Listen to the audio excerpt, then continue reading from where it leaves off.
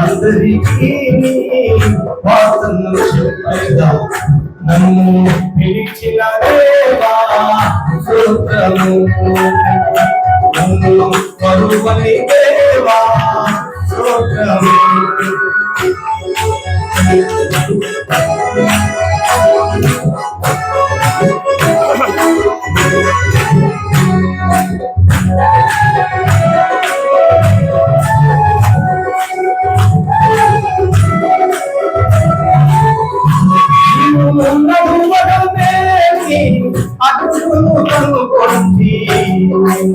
నడిచినయ్యాని ఆత్మలోనే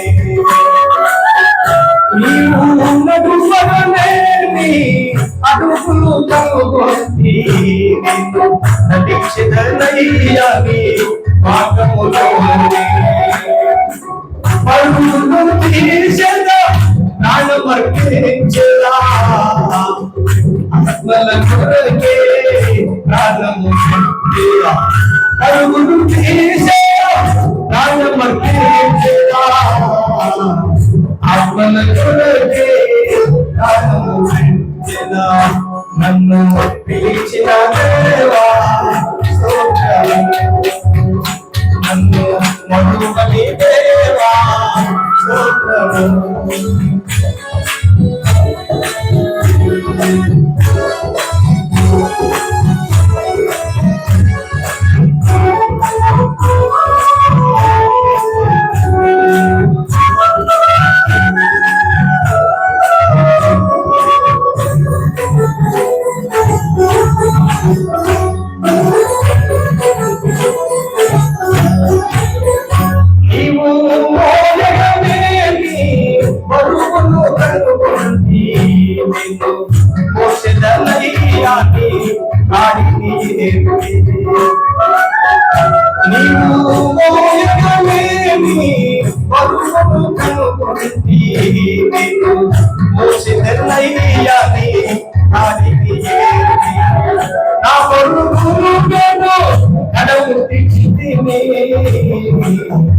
అందరికీ ప్రేమను ఫలించేదా నా కడముట్టించినే అందరికీ ప్రేమను ఫలించేదా నన్ను పిలిచిన దేవా స్తోత్రము నన్ను మరువని దేవా స్తోత్రము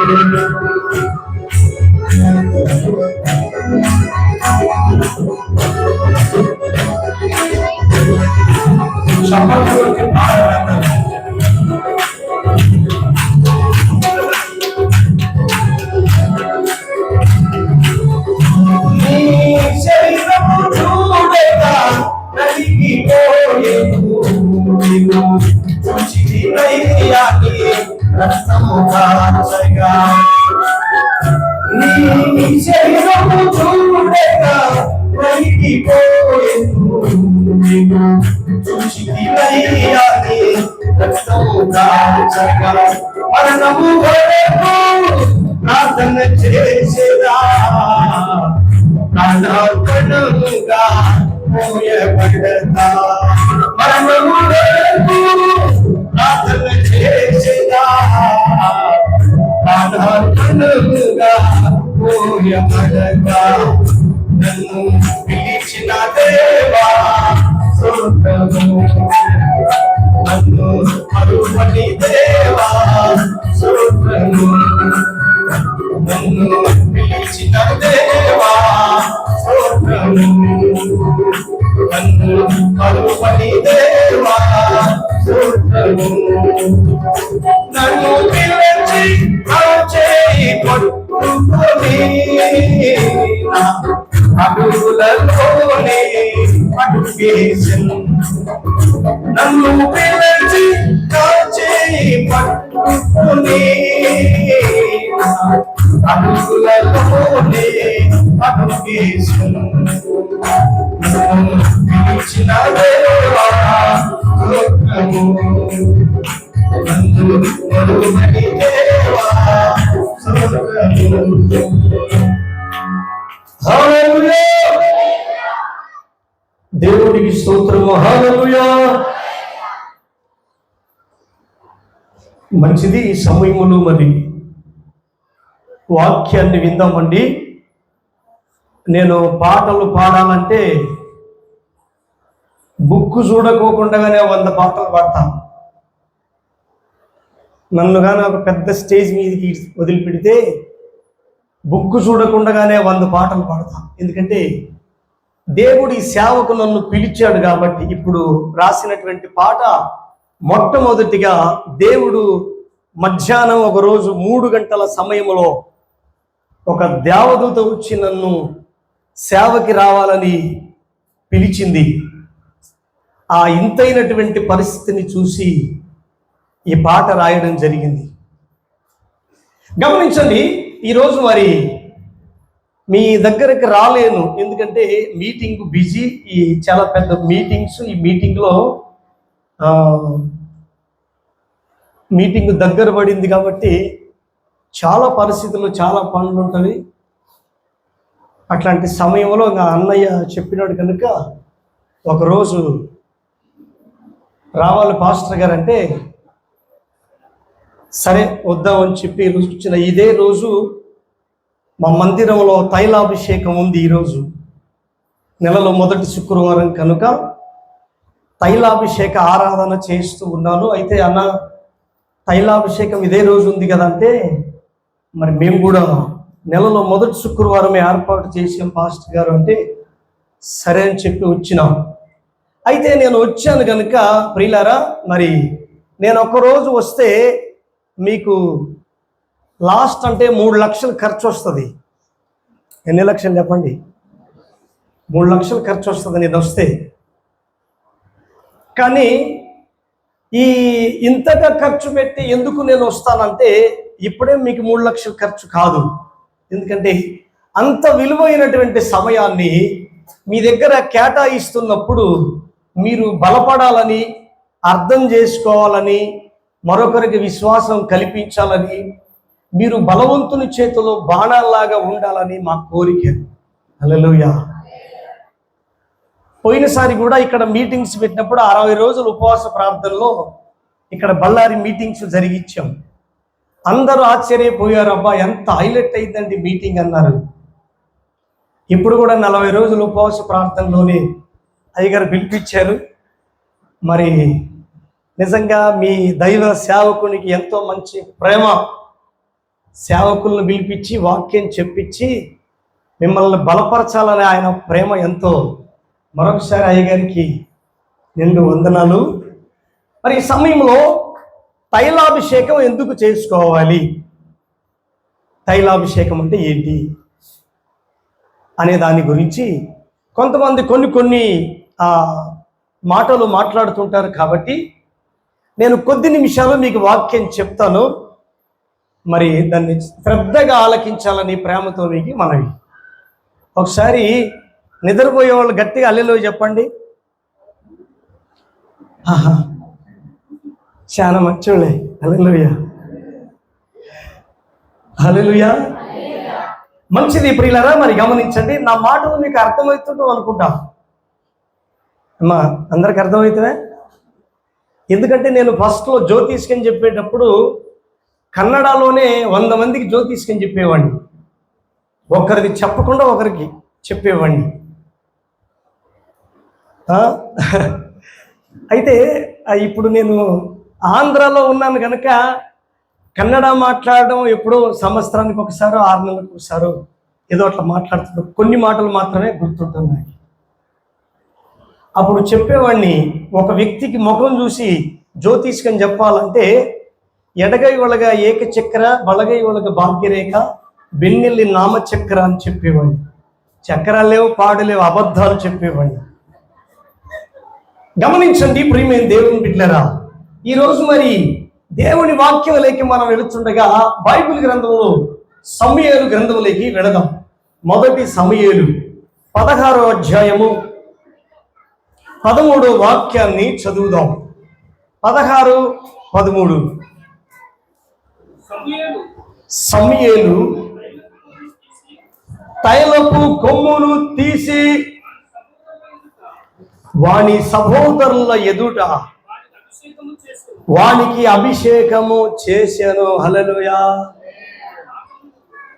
ఆ అభిషేకము చేసిన నాట నుండి దేవుని ఆత్మ దావీదు మీదికి బలముగా దిగి వచ్చెను. చప్పట్లు కొట్టి స్తోత్రం చెప్పండి గట్టిగా. హల్లెలూయా. దైవజనులు సమూయేలు గారు దావీదును అభిషేకించినప్పుడు ఆ దినము నుండి ఆఖరి వరకు దేవుని పరిశుద్ధాత్మ బలముగా దిగి వచ్చెను. ఈరోజు అదే పరిశుద్ధాత్మ మీ మీదికి దిగి రావాలని నేను కోరుకుంటున్నాను. మీరు కోరుకుంటున్నారా? కోరుకున్న వాళ్ళు చేతులు పైకెత్తి చెప్పండి, మా మీద కూడా దేవుని ఆత్మ బలముగా దిగి రావాలని. గమనించండి ప్రియులారా, పరిశుద్ధాత్మ నీ ఇంట్లో ఉంటే, నీ మీద ఉంటే ఎంత అద్భుత కార్యాలు జరుగుతాయో తెలుసా? దేవుని పరిశుద్ధాత్మ ఉంటే దురాత్మ శక్తులు నీ ఇంటిని చూస్తేనే పారిపోతవి, నిన్ను చూస్తే పారిపోతవి. పరిశుద్ధాత్మ లేకపోతే ఈ బళ్ళారులో ఉండే దెయ్యాలన్నీ నీ ఇంటికే వస్తవి. అవునా కదా చెప్పండి? అవి పొమ్మంటే కూడా పోవు. ఏ సైతానా పో అంటే, లేదండి నేను పోను, ఈ మనిషి 2 పడవల మీద కాలు పెట్టి నడుస్తుందండి, ఎవరన్నా చుట్టాలు పిలిస్తే నిషిద్ధమైనది కూడా తింటదండి ఈ మనిషి అని ఆ దెయ్యాలు చెప్తవి. చూడండి, గమనించండి ప్రియులారా, పరిశుద్ధాత్మ నీలో ఉన్నప్పుడు నువ్వు నిషిద్ధమైనవి తినవు, పరిశుద్ధమైనవి తింటావు. పరిశుద్ధాత్మ నీ మీద ఉన్నప్పుడు దేవుని అభిషేకము నీ మీద ఉంటది, దేవుని గొప్ప కార్యములు జరుగుతవి. ఈ దినము మరి సమూయేలు, ప్రవక్త అయిన సమూయేలు తైలపు కొమ్మును తీసుకొని వచ్చి దావీదును అభిషేకించాడు. ఈ దావీదుని ఎందుకు అభిషేకించాడంటే దావీదు రాజు కావాలని. హల్లెలూయా. ఏం కావాలని? చూడండి, అభిషేకము చేసిన తర్వాత ఈ అభిషేకం ఏం చేస్తుందంటే రాజుని చేస్తూ ఉంది, తీర్మానాలను స్థిరపరుస్తూ ఉంది, కట్టడలను బలపరుస్తూ ఉంది, మనస్సాక్షిని శుద్ధి చేస్తూ ఉంది, దైవికమైన ఆలోచనల ప్రకారము నడిపిస్తూ ఉంది. అయితే రాజ్య పరిపాలన చేయటానికి దేవుని శక్తి బలముగా ఇతనికి దావీదుకి ఉంది అని మనం గ్రహిస్తున్నాం ప్రియులారా. ఈరోజు మరి అభిషేకం చేసుకోవాలంటే కొంతమంది చూడండి, ఈ రోజే నేను చాలా ప్రాంతాలలో వెళ్ళినప్పుడు కొంతమందికి అభిషేకం చేస్తూ ఉంటా. అభిషేకం చేసిన రోజుల్లో కూడా నేను బలహీనుడిని అయిపోతా. అయితే మీరు బలవంతులైపోతారు. ఇంకో కారణం ఏంటంటే అభిషేకం చేసే రోజే కొంతమంది సైతాను ఏం చేస్తుంది, పోవద్దని వాళ్ళని అడ్డగిస్తుంది. పనికి మళ్ళోడా, అభిషేకం చేసుకుని వెళ్తావా? ఆగో, కూలి పని పో, ఉద్యోగానికి పో, లేకపోతే ఇంట్లో పని ఉంది చెయ్యి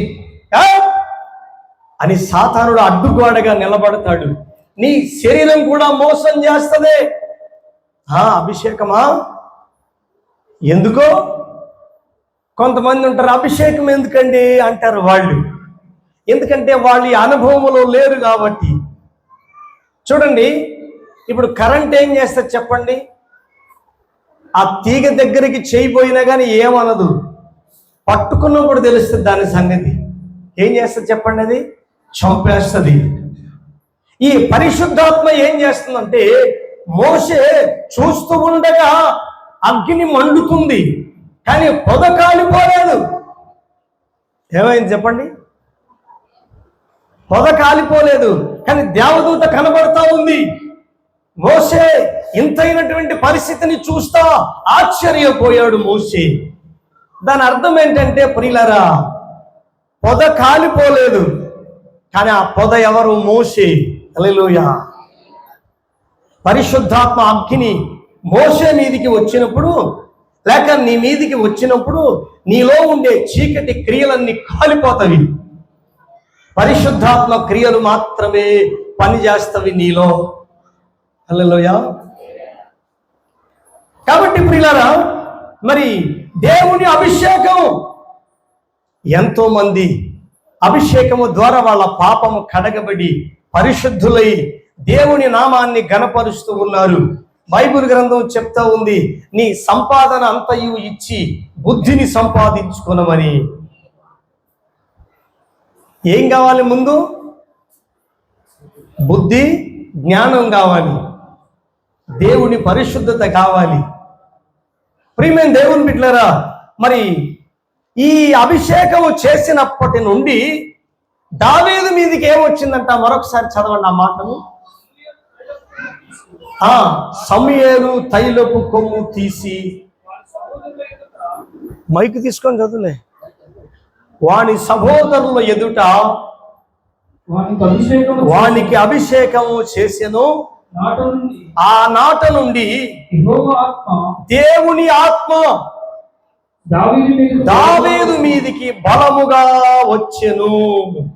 ఈ అభిషేకము ఎందుకు చేస్తారు? దైవ సేవకులు అంటే దేవుని ఆత్మ నీ మీదికి బలముగా రావటానికి. చెప్పండి, చెప్పండి అమ్మా, ఎందుకు? మా గట్టిగా చెప్పండి, ఎందుకు చేస్తారు అభిషేకం? నేను ఎందుకు వచ్చాను అభిషేకం చేయటానికి? దేవుని ఆత్మ నీ మీదికి బలముగా రావటానికి. మరి బలంగా వస్తే ఏమవుతుందంట? చూడండి, నా మీదికి దేవుని ఆత్మ వచ్చినప్పుడు మైకు పట్టుకుంటే 2 గంటల వాక్యం చెప్తా. 2 గంటల వాక్యం చెప్తే కూడా వినేవాళ్ళు కొంచెంసేపే మీరు ముగించారు కదా పాస్టర్ గారు అని అడుగుతారు. వాళ్ళు టైం చూస్తే 2 గంటలు అయిపోయింటుంది. పరిశుద్ధాత్మ నడిపింపు బలముగా ఉన్నందున దురాత్మ శక్తులు వెళ్ళిపోతాయి, చీకటి శక్తులు వెళ్ళిపోతాయి. నీ జీవితంలో ఒక కొత్తదనాన్ని అనుభవిస్తావు. నీ పిల్లలు ఆశీర్వదించబడతారు. లేకపోతే నీ పిల్లలు శరీరానుసారంగా, లోకానుసారంగా ఉండి విచ్చలివిడైపోయి సాతాను ఉరిలో పడిపోతారు వాళ్ళు.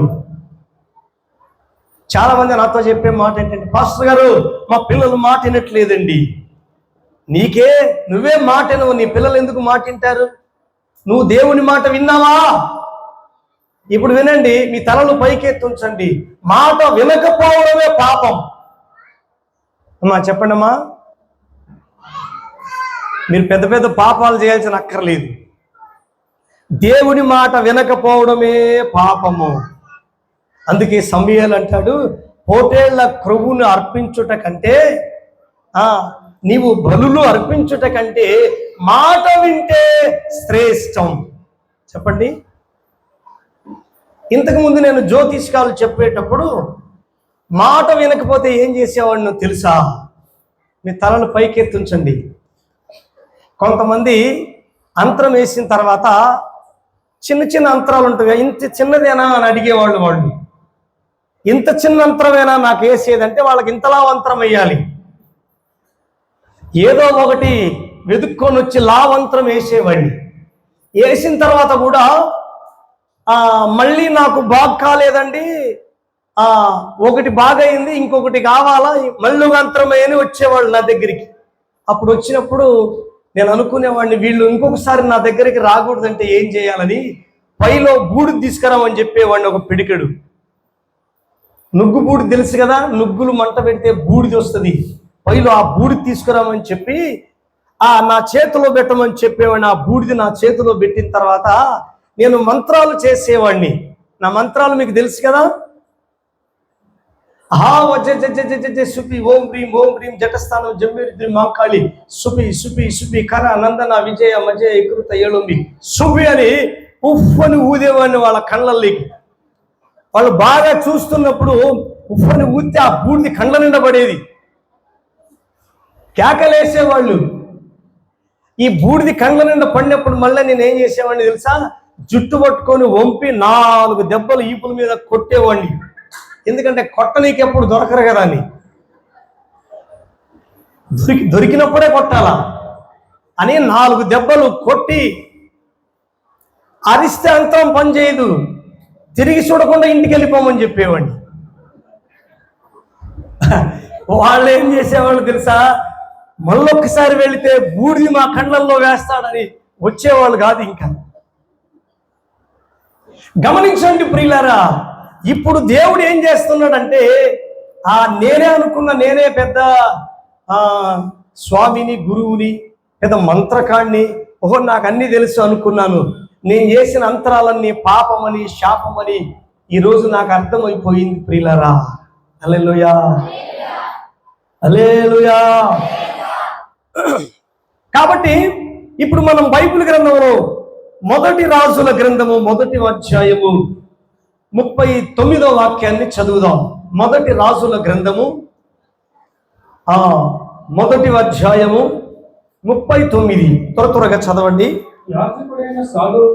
యాజకుడైన సాదోకు గుడారములో నుండి తైలపు కొమ్మును తీసుకొని వచ్చి సొలొమోనునకు పట్టాభిషేకము చేయటానికి ఈ తైలముతో అభిషేకం చేశాడు. చప్పట్లు కొట్టి స్తోత్రం చెప్పండి. హల్లెలూయా.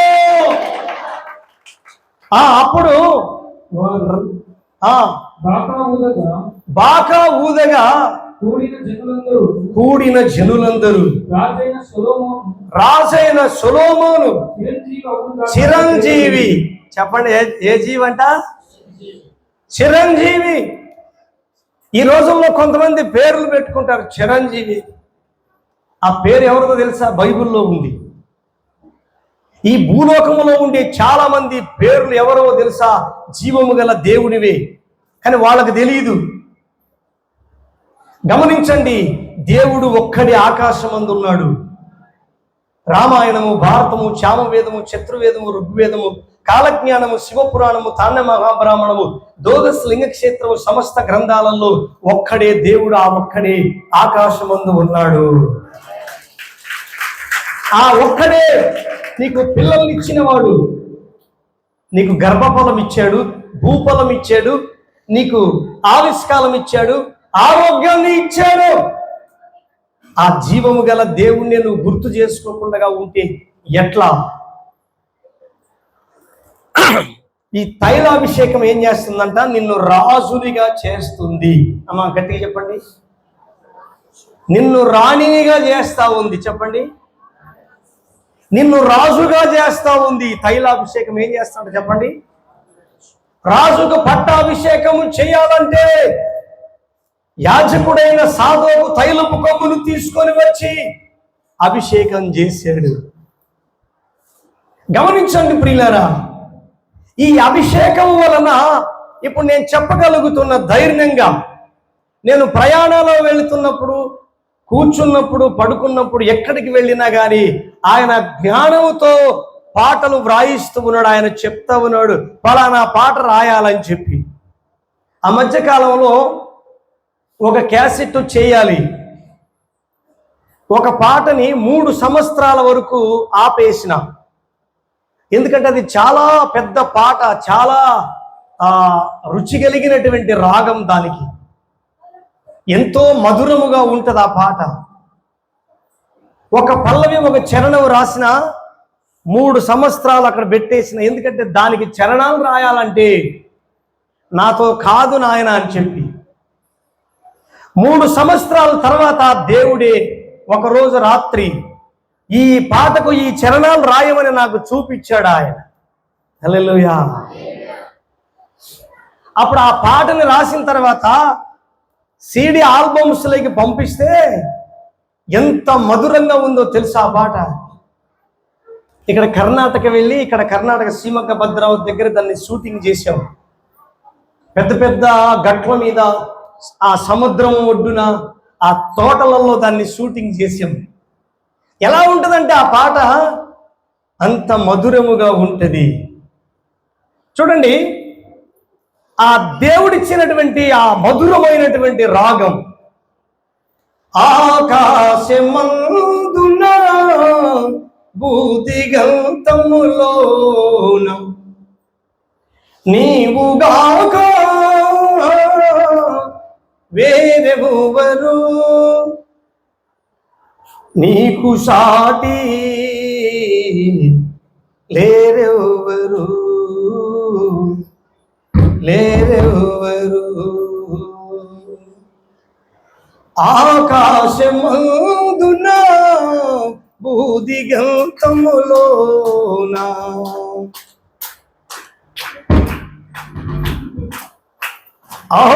ఆకాశమందున భూదిగంతములోన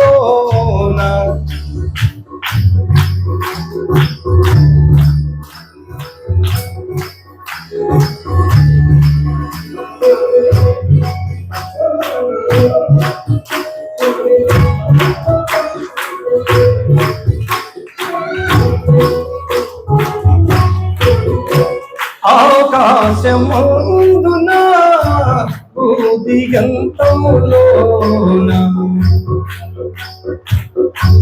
నీవుగాక వేరెవరు నీకు సాటి లేరెవరు లేరెవరు ఆకాశమందున భూదిగంతములోన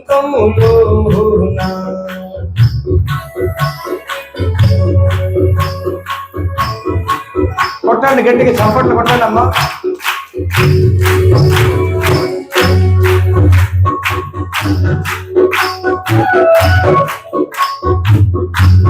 ఆజ్ఞ నీవీయగా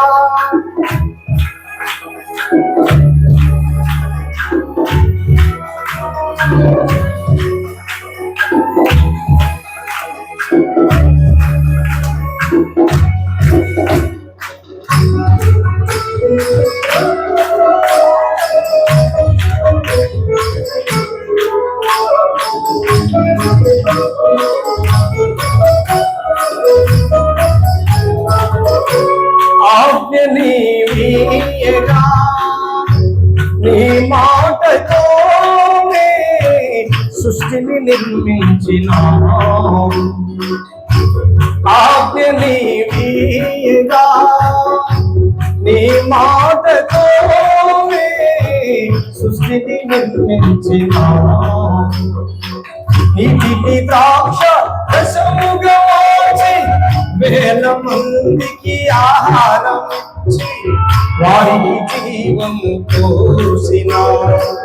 నీటికి ద్రాక్ష రసముగా మార్చి వేల మందికి ఆహారం ఇచ్చి వారికి జీవము పోసినావు. వారికి జీవము పోసినావు. ఆకాశమందున భూదిగంతములోన నీవుగాక వేరెవరు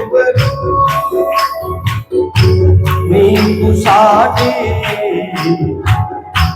వేరెవరు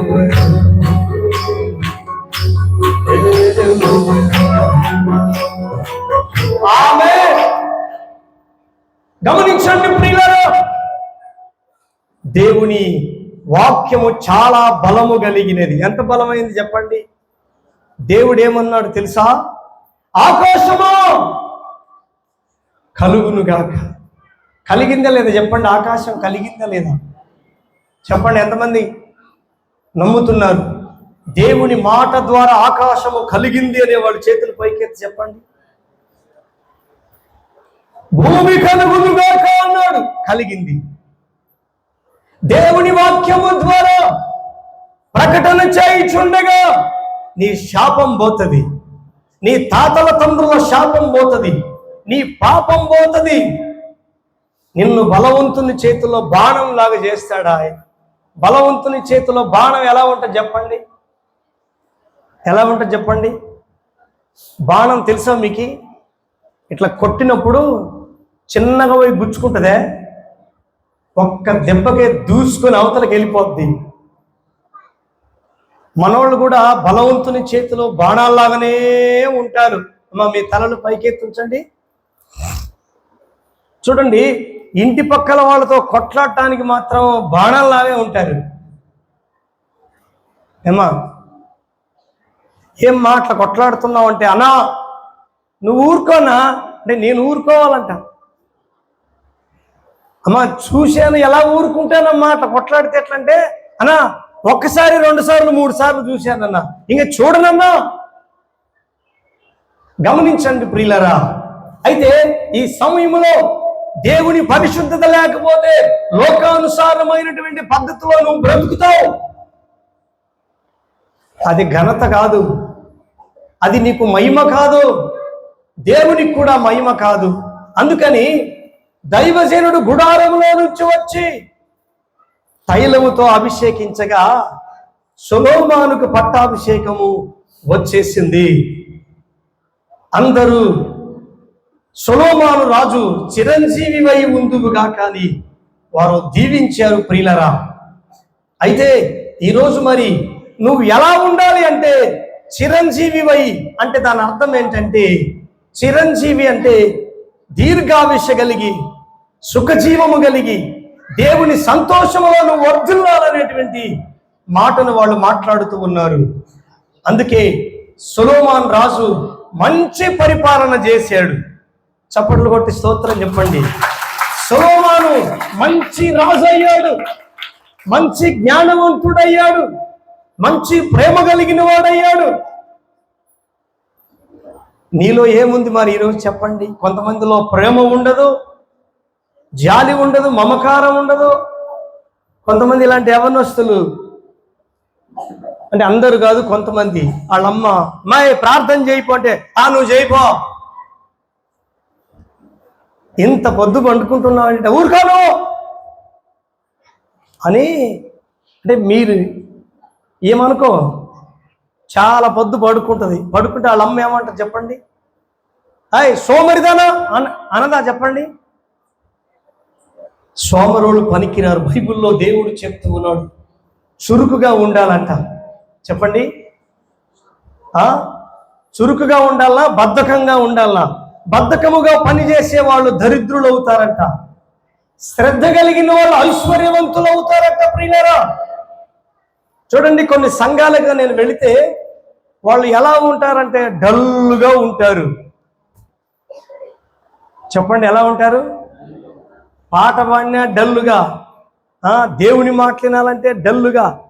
చూడండి, ఈ లోపు ఏం చేస్తుంది సైతానుడు కూడా, నువ్వు మోకాళ్ళ మీద ఉండొద్దు అంటది. ఇక బోర్లుగా పండుకొని ప్రార్థన చేస్తారు కొంతమంది. బోర్లుగా పండుకొని ప్రార్థన చేసినప్పుడు ఇట్లా ఊగుతూ ఊగుతూ బోర్లుగా పండుకున్నప్పుడు ఇక నోట్లో నుంచి జొల్లు గారుతూ ఉంటుంది. ఇంకా ఈ లోపు సాతానుడు వచ్చి నెత్తి మీద కాలు పెట్టి తొక్కుతాడంట వాడు. ఇంకా కొంచెం నిద్రపో అని. గమనించండి ప్రియులారా, నువ్వు చురుకుగా ఉండాలి. హల్లెలూయా. ఎలా ఉండాలి చెప్పండి? చురుకుగా ఉండాలి. చురుకుగా ఉండాలంటే దేవుని వాక్యం కావాలి, నీకు ప్రార్థన కావాలి, మోకాళ్ళ అనుభూతి కావాలి, దేవుని అభిషేకం కావాలి.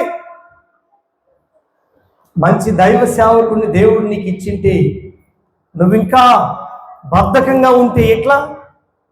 మంచి తల్లిదండ్రులను నీకు ఇచ్చింటే నువ్వు ఇంకా బద్ధకంగా ఉంటే ఎలా బాగుపడతావు? ఈరోజు చదువులో ఫెయిల్ అయ్యే వాళ్ళు ఎవరో తెలుసా? శ్రద్ధ లేని వాళ్ళు. వీళ్ళు ఏం చేస్తారంటే, అందరూ కాదు కొంతమంది టెన్షన్ పడతారు. చదవాలని, చదువుతానో లేదో, రాస్తానో లేదో అని ఈ టెన్షన్ వల్ల ఏం చేయాలా ఇదే వాళ్ళ పనంతా, చేతగానితనం. నా పక్కలో యేసయ్య ఉన్నాడు, నేను చదువుతా. నా పక్కలో యేసయ్య ఉన్నాడు, నేను రాస్తా. నా పక్కలో యేసయ్య ఉన్నాడు, ఈ పని నేను చేస్తా. నా పక్కలో యేసయ్య ఉన్నాడు, ఈ లోకాన్ని జయిస్తా అనేవాడు కావాలి. మరొక శాతగాని బ్యాచ్ ఉంటుంది. ఈ ఇల్లొద్దు, ఈ పిల్లలొద్దు, ఈ సంసారం వద్దండి మాకు, మేము బోరింగ్లో పడి చచ్చిపోతాం. ఎక్కడ పడి చేస్తారంట? మేము కాల్చుకొని చచ్చిపోతాం, మందు తాగి చచ్చిపోతాం, ఉర్రేసుకొని చచ్చిపోతాం. ఈ మాటలు మాట్లాడుతుంటే సైతాను వచ్చి ఏమంట తెలుసా? పనికి వాళ్ళిందానా, ఆ ఫ్యాన్ ఉర్రేసుకొని చావు అంటది. ఏమనుకుంటుంది? ఈ బతుకెందుకు, ఇంకా ఫ్యాన్ ఉర్రేసుకొని చచ్చిపోదాం అనుకుంటుంది. నువ్వు అలా ఉంటే జయించలేవు. ఈరోజు నువ్వు జయించాలి. హల్లెలూయా. అమ్మా చెప్పమ్మా, ఏం చేయాలి నువ్వు? గట్టిగా చెప్పండి. జయించాలా, ఓడిపోవాలనా? అపజయముల మధ్యలో వెనకంజ వేయకూడదు. కష్టాలు వస్తవి, నష్టాలు వస్తవి, నిందలు వస్తవి, అవమానాలు వస్తవి, ఇబ్బందులు వస్తవి, పేదరికం వస్తుంది, సమస్యలు వస్తవి, రావని కాదు. నేను ఒక పాటలో ఒక చరణం రాశాను చూడండి. అక్కడ ఏముందంటే ఆశ్చర్యం ఉంది. గమనించండి ప్రియులరా, చాలా పాటలు రాశాను. ఆ పాటలను చూస్తూ ఉంటే ఆశ్చర్యంగా ఉంటవి. అక్కడ ఏముందంటే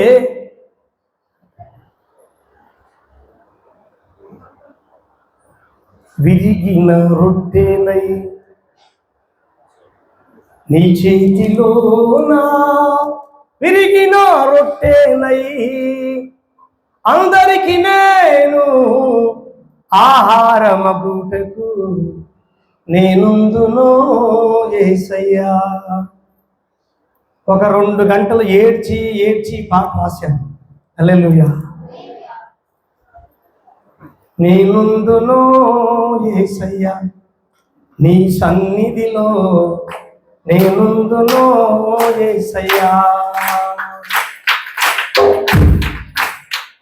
నీ జీవ గ్రంథములో నా పేరు రాయుటకు, నా కొరకు నీవు శ్రమ పడుటకు నీ ఉంటివో యేసయ్యా. నా కొరకే నీవు శ్రమ పడితివో యేసయ్యా. కొలిమిలో కాచిన బంగారములా కాలిపోతకు నేనుందునో యేసయ్యా, నీ సన్నిధిలో నేనుందునో యేసయ్యా. ఆమె చూడండి, ఏమై ఉండాలంట మనము? నీ చేతిలోనా విరిగిన రొట్టెనై అందరికి నేను ఆహారమగుటకు నేనుందునో యేసయ్యా. మనం ఆహారమై ఉండాలా? లేకపోతే ఎవరు ఆహారమో తీసుకొని తినాలా? చెప్పండి. కొంతమంది ఎలా ఉంటారో తెలుసా? ఆకలి అయినప్పుడు మడసంగా తినరు వాళ్ళు, ఇట్లా కలుపుకొని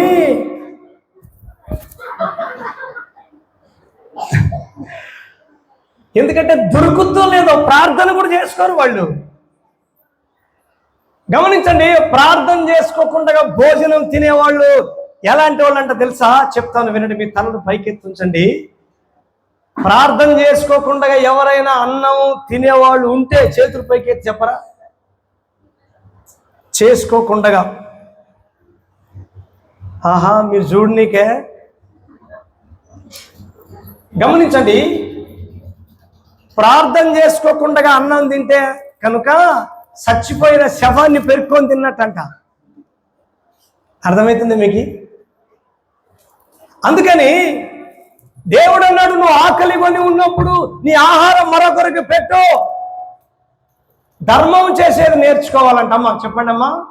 అమ్మా ఏం చేయాలంటమ్మా చెప్పండి, గట్టిగా చెప్పండి. మీ ఇంట్లో ముసలోళ్ళు ఉంటారు, అమ్మా నాయన ఉంటారు. వీళ్ళకి ఎవరు అన్నం పెట్టాలా పోండి అని తరమకూడదు. తల్లినైనను తండ్రినైనను దూషించేవాడిని కన్నులు లోయకాకులు పీకుతావంట. ఎవరు పీకుతారట చెప్పండి? లోయకాకులు. తల్లిని తండ్రిని తిరస్కరించకూడదు, దూషించకూడదు, ద్వేషించకూడదు. చూడండి, వాళ్ళు ముసలోళ్ళై ఉంటారు, వాళ్ళు నీరసంగా ఉంటది. సమయానికి ఆహారం పెట్టకపోతే బాధపడతారు, సమయానికి వాళ్ళు మంచి ఆహారం పెట్టకపోతే వాళ్ళు విసుగుపడతారు. వీళ్ళు అంటారు, ఏ ముసల్దానా పల్లెలు తింటావేంది నువ్వు? ఏమైంది నీకు? గుర్రాన్ని కొట్టిన గూటమైనావు నువ్వు, ఆడ పడిండో. చూడండి ఎంతమంది లేరు అలాంటి వాళ్ళు చెప్పండి. తల్లిని తండ్రిని సన్మానించే వాళ్ళు ఎవరైనా ఉన్నారా అంటే వాళ్ళల్లో దేవుని పరిశుద్ధాత్మ ఉంది, దేవుని ప్రేమ ఉంది వాళ్ళల్లో. హల్లెలూయా. వాళ్ళు దీర్ఘాయుష్తో జయిస్తారు. వాళ్ళు మా అమ్మ నాయన మంచోళ్ళు కాదు, మా అత్తమామలు మంచోళ్ళు కాదు. కొంతమంది అత్తమామలను చూస్తే కొరివి చూసినట్లే మా తల్లులు. మళ్ళీ ప్రార్థన ఇంత ప్రార్థన చేస్తారు. ఎంత ప్రార్థన ఇంత. మళ్ళీ వాళ్ళు ఏమని అడుగుతారో తెలుసా? యేసయ్యో నా ఇంటి ముందు అడుగు వేయి నాయన. ఎక్కడ అడుగు వేయాలంట? యేసు ప్రభు వచ్చి ఒలివల కొండ మీద కాలు పెడితేనే కొండ 2 భాగాలు చీలిపోతుందంట. నీ ఇంటి దగ్గర యేసు ప్రభు వచ్చి అడుగులు పెడితే నీ ఇల్లు చీలిపోదా? వినండమ్మా, నీ ప్రార్థన మంచిదైతే, నువ్వు మంచిదానివైతే, నువ్వు మంచోడివైతే ఆయన దూతను పంపిస్తాడు నీ ఇంటి దగ్గరికి. చప్పట్లు కొట్టి స్తోత్రం చెప్పండి. హల్లెలూయా! ఎక్కడొచ్చింది దేవుని దూత? కొంతమంది అంటారా దేవుని దూత వస్తుందా? దేవుడు మాట్లాడతాడా? వాళ్ళు గుడ్డోళ్ళు, వాళ్ళు శరీరానుసారులు, వాళ్ళు భక్తి చేసేవాళ్ళు కాదు. నాతో దేవుడు చాలాసార్లు మాట్లాడినాడు. నా కుమారుడా, ఫలానా ఇంటికి బొమ్మంటే దేవుడు చెప్పినప్పుడు వెళితే ఆ ఇంటికి ఆ చచ్చిపోయే వాళ్ళు బ్రతుకుతున్నారు. హల్లెలూయా చెప్పండి. నేను వెళ్ళేటప్పుడు దెయ్యాలు నన్నే సంపనీకి వచ్చినాయి. చాలాసార్లు ప్రమాదం తప్పింది నాకు. అవి అంతవి నిన్ను చంపాలనుకుంటే నీ దగ్గర దేవుడు ఉన్నాడని చెప్తారు. నా దగ్గర ఎవరున్నారంట? గట్టిగా చెప్పండి. హల్లెలూయా. కాబట్టి ప్రియులారా, నీ దగ్గర దేవుడు ఉండాలి. కొంతమంది ఏమని చెప్తారంటే నా దగ్గర దేవుడు ఉన్నాడు, నేను దేవుని యందు భయభక్తులు కలిగి ఉన్నానని చెప్తారు. ఆ దేవుడు కార్యక్రమాలు చేస్తూ ఉంటాడు. అందుకే ప్రియులారా, ఇప్పుడు దావీదు దగ్గర, సొలొమోను రాజు దగ్గర ఎవరున్నారంటే దేవుడు ఉన్నాడు. దావీదు 40 దేశాలకు చక్రవర్తి అయినప్పుడు దేవుణ్ణి అడుగుతున్నాడు, ప్రభువా ఈ యుద్ధానికి వెళ్ళాలనా వద్దా, యుద్ధము చేయాలనా వద్దా, నేను ఎట్లు వెళ్ళాలని అడిగేవాడు ఆయన. అంటే ఆయన అంటాడు, దావీదు నేను చెప్పిన మార్గములో వెళ్ళు. కంబళ్ళి చెట్లు ఉంటాయి అక్కడ, ఆ చెట్లలోకి వెళ్ళేటప్పుడు చప్పుడు అవుతుంటది, ఆ చప్పుడు అయ్యేటప్పుడు వాళ్ళ మీద పోయి పడు అంటాడు ఆయన. గమనించండి ప్రియులారా, దేవుడు చెప్పిన మాట విని దావీదు యుద్ధములో పరాక్రమశాలి గెలిచాడు, ఓడిపోయాడు. సౌలు గెలవాలనుకున్నాడు, సాతాను ఎంటబడింది. సాతాను ఏం చేస్తంటే ఇస్కరియోతు యూదాకి ఎంటబడింది సాతాను. అచ్చం వెండి నాణ్యాలు దొరుకుతాయి, యేసు ప్రభుని పట్టిపో, ఆయన తిక్కలను లాగున్నాడు, ఏం చేస్తాడు పట్టిపో అని చెప్తే వెండికి ఆశపడి ఇస్కరియోతు యూదా యేసు ప్రభుని పట్టించాడు. పట్టించిన తర్వాత సైతాను కోరిక తీరిపోయింది. ఇప్పుడు ఏం చేస్తుంది అది? అంటే సైతాను కోరిక ఏ కోరిక అది? ఇప్పుడు ఇస్కరియోతు యూదా కోరిక అనుకుందాం. ఆయన కోరిక ఏంది? యేసు ప్రభుని పట్టించే కోరిక ఇస్కరియోతు యూదాది. మరి తర్వాత సాతాను కోరిక ఏది? సాతాను కోరిక నువ్వు చస్తావా, నేను చంపాలా నిన్ను. ఇస్కరియోతు యూదా చచ్చిపోతేనే ఆ దెయ్యానికి మంచి కోరిక, నా కోరిక తీర్చుకున్నాను అనుకుంటుంది. అందుకే ప్రియులరా, మీ కోరిక తీరుస్తాడు, ఆ తర్వాత వాని కోరిక తీర్చుకుంటాడు. అర్థమవుతుందా మీకు? చెప్పండి. ఫస్ట్ ఎవరి కోరిక తీరుస్తాడు? నోరు తెరిచి చెప్పండి, గట్టిగా చెప్పండి. నా కోరిక తీరుస్తాడు వాడు, తర్వాత వాని కోరిక తీర్చుకుంటాడు వాడు. చెప్పండి గట్టిగా. వాని కోరిక ఏంటో తెలుసా? నీ కాలు ఇరగ్గొట్టేది వాని కోరిక, నీ కన్ను పోగొట్టేది వాని కోరిక, నిన్ను చంపేది వాని కోరిక, నీ కుటుంబంలో కొట్లాట పడితే వాడు నవ్వేది వాని కోరిక.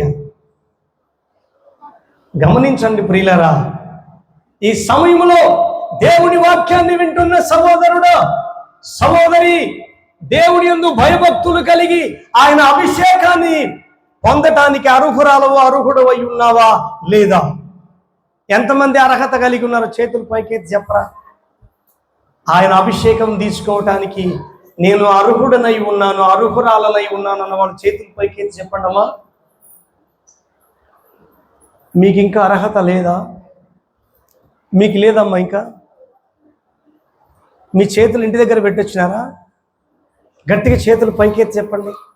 అర్హత కలిగిన వాళ్ళు. హల్లెలూయా. గమనించండి, దేవుని అభిషేకం పొందే వాళ్ళు ఏమంటారంటే, ప్రభు నన్ను అభిషేకించు, దేవా నన్ను అభిషేకించు, దేవా నేను నీ మాట వింటాను ప్రభా, నేను జయమును పొందాలి ప్రభా, ఈ ప్రాంతానికి వెళ్తున్నా జయమును పొందాలి ప్రభా అని అడుగుతారు వాళ్ళు. గమనించండి ప్రియులారా, ఒకసారి ఒక మీటింగ్స్లో వాక్యం చెప్తా ఉన్నాను, చెప్పిన వాక్యం అయిపోయింది, ప్రార్థన చేస్తా ఉన్నా. ప్రార్థన చేస్తూ ఉంటే ఇటుపక్క సేమ్ ఇదే ముఖం మీద స్టేజీ ఉంది. స్టేజీ దిగి ప్రార్థన చేస్తూ ఉంటే అందరు వచ్చారు. ఇట్లా ప్రార్థన చేస్తూ ఉన్నప్పుడు ఒక ఆమె లావు హైట్ ఉంది, చాలా లావు ఉంది ఆమె, బలమైనటువంటి ఆమె అటుపక్క నుంచి వచ్చింది. ఇట్లా వచ్చి ఒక్క దెబ్బ కొట్టింది నన్ను. కొడితే ఆమె అట్టొచ్చింది నాకు తెలియదు. నా చెయ్యి ఇటుంది, ఇటు ప్రార్థన చేస్తూ ఉన్నా, కానీ ఆమె కొట్టేటప్పుడు నా ఈ చెయ్యి ఎట్లా పోయిందో అప్పుడే ఇక్కడికి ఆమె చెయ్యిని పట్టుకొని సైతాన్ అంటే పట్టుమని పడిపోయింది. అట్లా అంతలా మనిషి పడిపోతే మామూలుగా ఉంటుందా చెప్పండి? అందుకని నువ్వు గద్దిస్తే దెయ్యాలు పారిపోవాలి. హల్లెలూయా చెప్పండి, గట్టిగా హల్లెలూయా చెప్పండి అమ్మా, గట్టిగా చెప్పండి అమ్మా. అట్లైనా చెప్పేది హల్లెలూయా. మీకు ఆకలి అవుతున్నట్టుంది అనుకుంటామ్మా, లాస్ట్ వాళ్ళు చెప్పండి హల్లెలూయా హల్లెలూయా. కొంతమంది చప్పట్లు కొట్టమంటే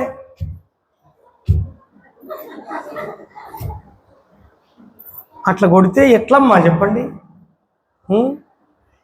సాతాను కంట నువ్వు చప్పట్లు బాగా కొడితే వాని చెంప మీద పట్టమని కొట్టేట్టు ఉంటుందంట. ఇక్కడ నాయన ఈ చర్చిలో మొత్తం స్తోత్రం అంటారు, హల్లెలూయా అంటారు, నా చెంపలు పగిలిపోతారని వెళ్ళిపోతుంట. నువ్వు సప్పగా ఉన్నావంటే వచ్చి నీ నెత్తి మీద కాలు పెడుతుంది. గమనించండి ప్రియులారా, చప్పట్లు కొడితే నీకు ఆరోగ్యం. చెప్పండి, ఎంతమంది నమ్ముతున్నారు? చప్పట్లు కొట్టే వాళ్ళకి ఆరోగ్యం, స్తోత్రం చెప్పే వాళ్ళకి ఆరోగ్యం. ఏదో మనసులో పెట్టుకొని ఆలోచన చేస్తూ ఉంటే సాతానుడు నిన్ను మోసం చేస్తాడు ప్రియులరా. గమనించాలి ఈ సమయంలో. ఇప్పుడు మనం ఎబ్రీలకు రాసిన పత్రికలోకి వెళదాం. బైబిల్ గ్రంథంలో ఎబ్రీలకు రాసిన పత్రిక, ఇది చాలా పెద్ద సబ్జెక్టు, త్వరగా చెప్తాను వినండి. అమ్మ మిమ్మల్ని అడిగేది 7:26 చదవండి త్వరగా అమ్మ. 7:26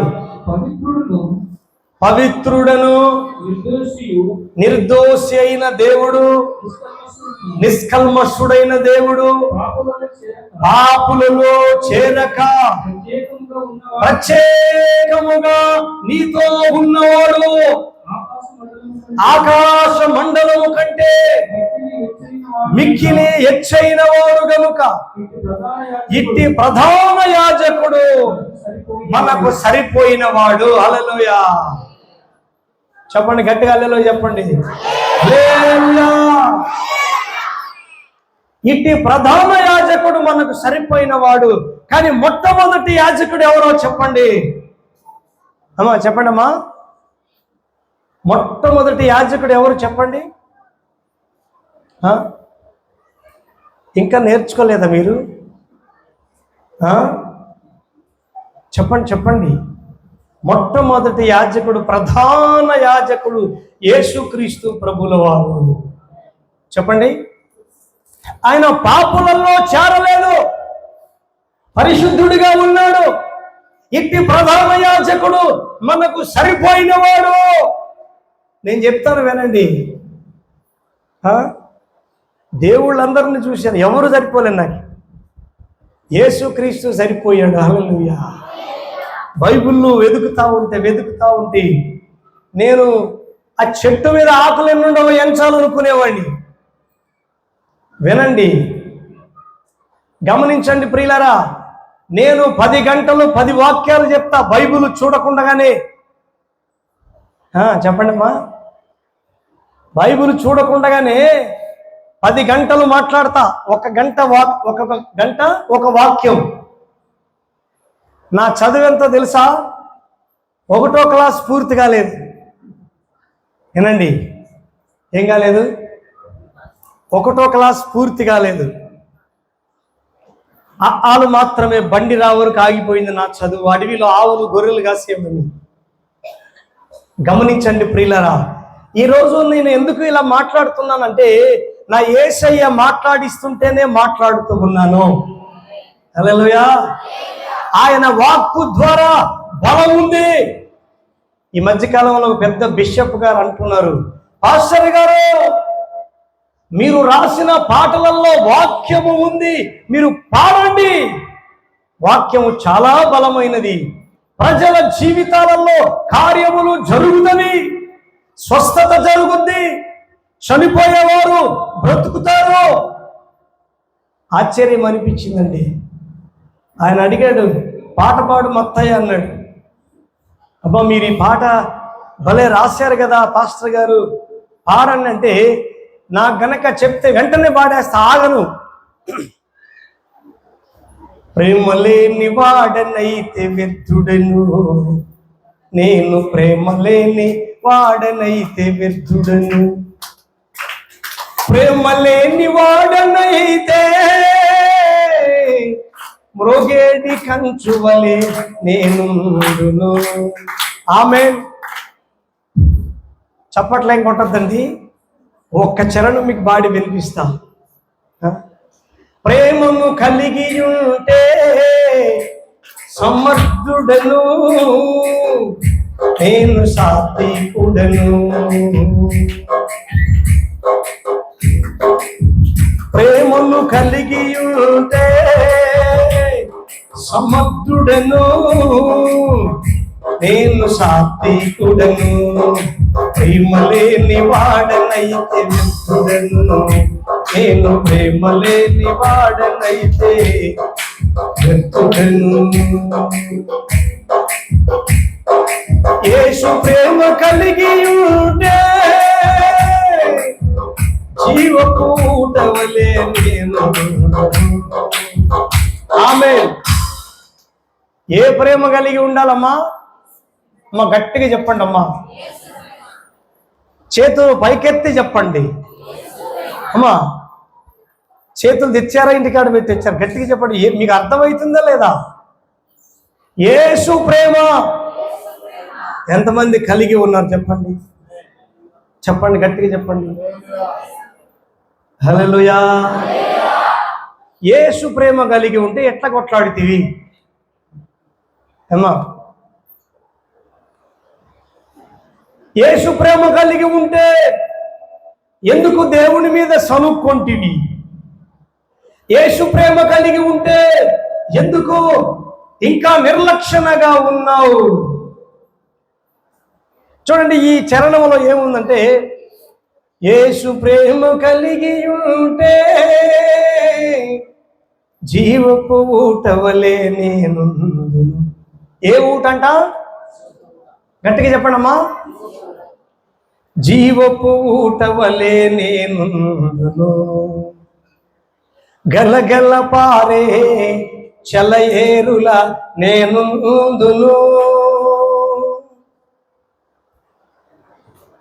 చెప్పండి, గలగల పారే చలయేరుల నేను. ఈ పాట పాడేటప్పుడు లాస్ట్ అంటే ఒక 100 సార్లు ఏడ్చింటా. అంటే ఈ పాటలో అంత భావాలు ఉన్నాయి ప్రియులారా, అంత మాధుర్యం ఉంది. గమనించండి ప్రియులారా. ప్రేమ లేకపోతే ఏముంటుందంటే చూడండి, అక్కడ ఆ పాటలో ప్రేమ లేని వాడనైతే మ్రోగేడి కంచువలే నేను. ఈ పాటల సీట్లో ఉంచుడు ఆ పాట, మీరు ఇంటికి వెళ్ళి పాడండి. ప్రేమ లేని వాడనైతే భూగేడి కంచువలే నేను గండగండలాడే తాళమునై నేను ఎలా ఉంటాడట? గణగణలాడే తాళం. తాళం ఏం చేస్తుంది? కంచు ఏం చేస్తుంది? మోగుతుంది టంగ టంగని. ఏముండదు. మనోళ్ళు విశ్వాసులు కూడా అబ్బా గొప్ప దేవుడండి, గొప్ప దేవుడండి, మత్తయ్యన్న వాక్యం చెప్పాడండి, నా మనసు మార్చుకుంటానండి, నేను ఇలా ఉంటానండి, అలా ఉంటానండి అని ప్రేమ మొత్తం విడిచిపెట్టి ఇంటికి పోగానే ఇంటి వాకిట్లోనే ఉంటుంది దెయ్యం. చెప్పండమ్మా, ఏడుంటది? గట్టిగా చెప్పండి. కయ్యను ఇంట్లో ఎవరున్నారంట? కయ్యను ఇంటి వాకిట్లో దెయ్యం ఉందంట. అమ్మా చెప్పండమ్మా. అమ్మా ఎవరున్నారమ్మా? గట్టిగా చెప్పండి. కయ్యను ఇంటి వాకిట్లో దెయ్యం ఉందట. ఈ కయ్యను ఇంటికి రాగానే, బయలుకి పోయినప్పుడు వెళ్తాడు, బాగానే ఉంటాడు. ఇంటికి రాగానే ఏం చేస్తుంది? దెయ్యము దూరేస్తుంది అనమాట. డబల్ అయిపోతాడు. ఇంకా కొంతమంది చూడండి, ఇంటికి రాగానే, ఇంటికి వస్తే పెద్ద పులి వచ్చినట్టే ఇంటికి ఎప్పుడేం మాట్లాడతాడు, నాకెవరు అడ్డు చెప్పకూడదు అంటాడు ఈయన. ఇక మీసాలు రుద్ది రుద్ది రుద్ది, ముఖం బండకాయ రుద్ది ఊగి ఊగి ఊగి ఊగి గుంతలో పడతాడు. మొత్తం రుచేయంగా. గమనించండి ప్రియులరా, దేవుని ప్రేమ కలిగి ఉంటే నువ్వు ఆశీర్వదించబడతావు, నీ పిల్లలు దీవించబడతారు. ఒక ఆమె 6 నెలలు డబ్బులు సంపాదించుకొని మరి 6 నెలలు సువార్త చేస్తుందంట. చప్పట్లు కొట్టండి గట్టిగా, చెప్పండి. 6 నెలలు డబ్బులు సంపాదిస్తుంది. 6 నెలలు ఏం చేస్తుంది? ఈ డబ్బులే ఖర్చు పెట్టి సువార్త చేస్తుంది. అమ్మా ఏం సంపాదిస్తుంది చెప్పండి? ఆత్మలను సంపాదిస్తుంది. హల్లెలూయా. ఇప్పుడు మీరేం చేస్తున్నారు? అమ్మా పెద్దమ్మ గారు నువ్వు చెప్పులే. సువార్త చేస్తున్నావమ్మా నువ్వు. కొంతమంది రాత్రింబగులు రక్తము కారినంతగా ప్రయాసపడి ప్రయాసపడి ప్రయాసపడి సంపాదిస్తారు సంపాదిస్తారు సంపాదిస్తారు. ఆశీర్వాదము 6 భాగాలు, నష్టం 12 భాగాలు. ఎంత లాభం వచ్చింది చెప్పండి అమ్మా? గట్టిగా చెప్పండి అమ్మా. ఆశీర్వాదము 6 భాగాలు. చెప్పండి, 6 అంటే ఎంత చెప్పండి? నష్టం ఎంత? 12 భాగాలు నష్టం. ఎంత లాభం వచ్చింది సంవత్సరానికి చెప్పండి? నష్టం వచ్చిందే, లాభం వచ్చింది చెప్పండి? అట్లాంటి వాళ్ళు మీలో లేరంటారా? ఉన్నారా లేరా చెప్పండి? సువార్తకి రావాలంటే అబ్బా నేను రాలేనన్నా, ప్రార్థన చేయనికి మందిరానికి రావాలంటే అబ్బా ఈరోజు పని పడిందన్నా, టైం అయిపోయింది. ఎవరి కోసం చెప్తున్నావు నువ్వు?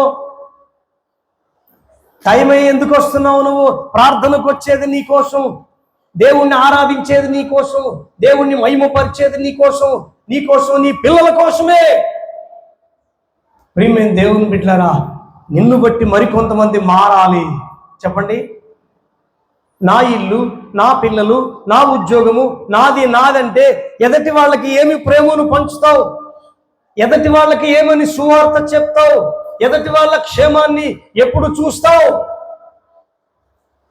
అందుకని ఈరోజు నువ్వు దేవుని వాక్యాన్ని వింటున్న నీ జీవితంలో మన ప్రధాన యాజకుడైన యేసయ్య నన్ను అభిషేకించాలని కోరుకోవాలి. నువ్వు కోరుకుంటున్నావా? ప్రధాన యాజకుడు ఎవరు? యేసుక్రీస్తు ప్రభుల వారు. ఆయన నిన్ను అభిషేకిస్తాడట. ఆయన అభిషేకిస్తే నువ్వు అభిషేకము పొందుతావు. ఇప్పుడు చూడండి, మనము బైబిల్ గ్రంథములో మరొక మాట చదువుదామండి. రాజుల గ్రంథములోనే మనం ఇందాక ఎప్పుడు చదువుకున్నాం? రాజుల గ్రంథములో 19:16 చదవండి ఒకసారి. మొదటి రాజుల గ్రంథం 19:16 త్వరగా చదవండి. ఇశ్రాయేలుల వారి మీద నిమిషి కుమారుడైన ఆ యేహూకు ఆ పట్టాభిషేకము చేయుము పటాభిషేకము చేయును. ఆ మీకు మారుగా ప్రవక్త అయ్యుండుటకు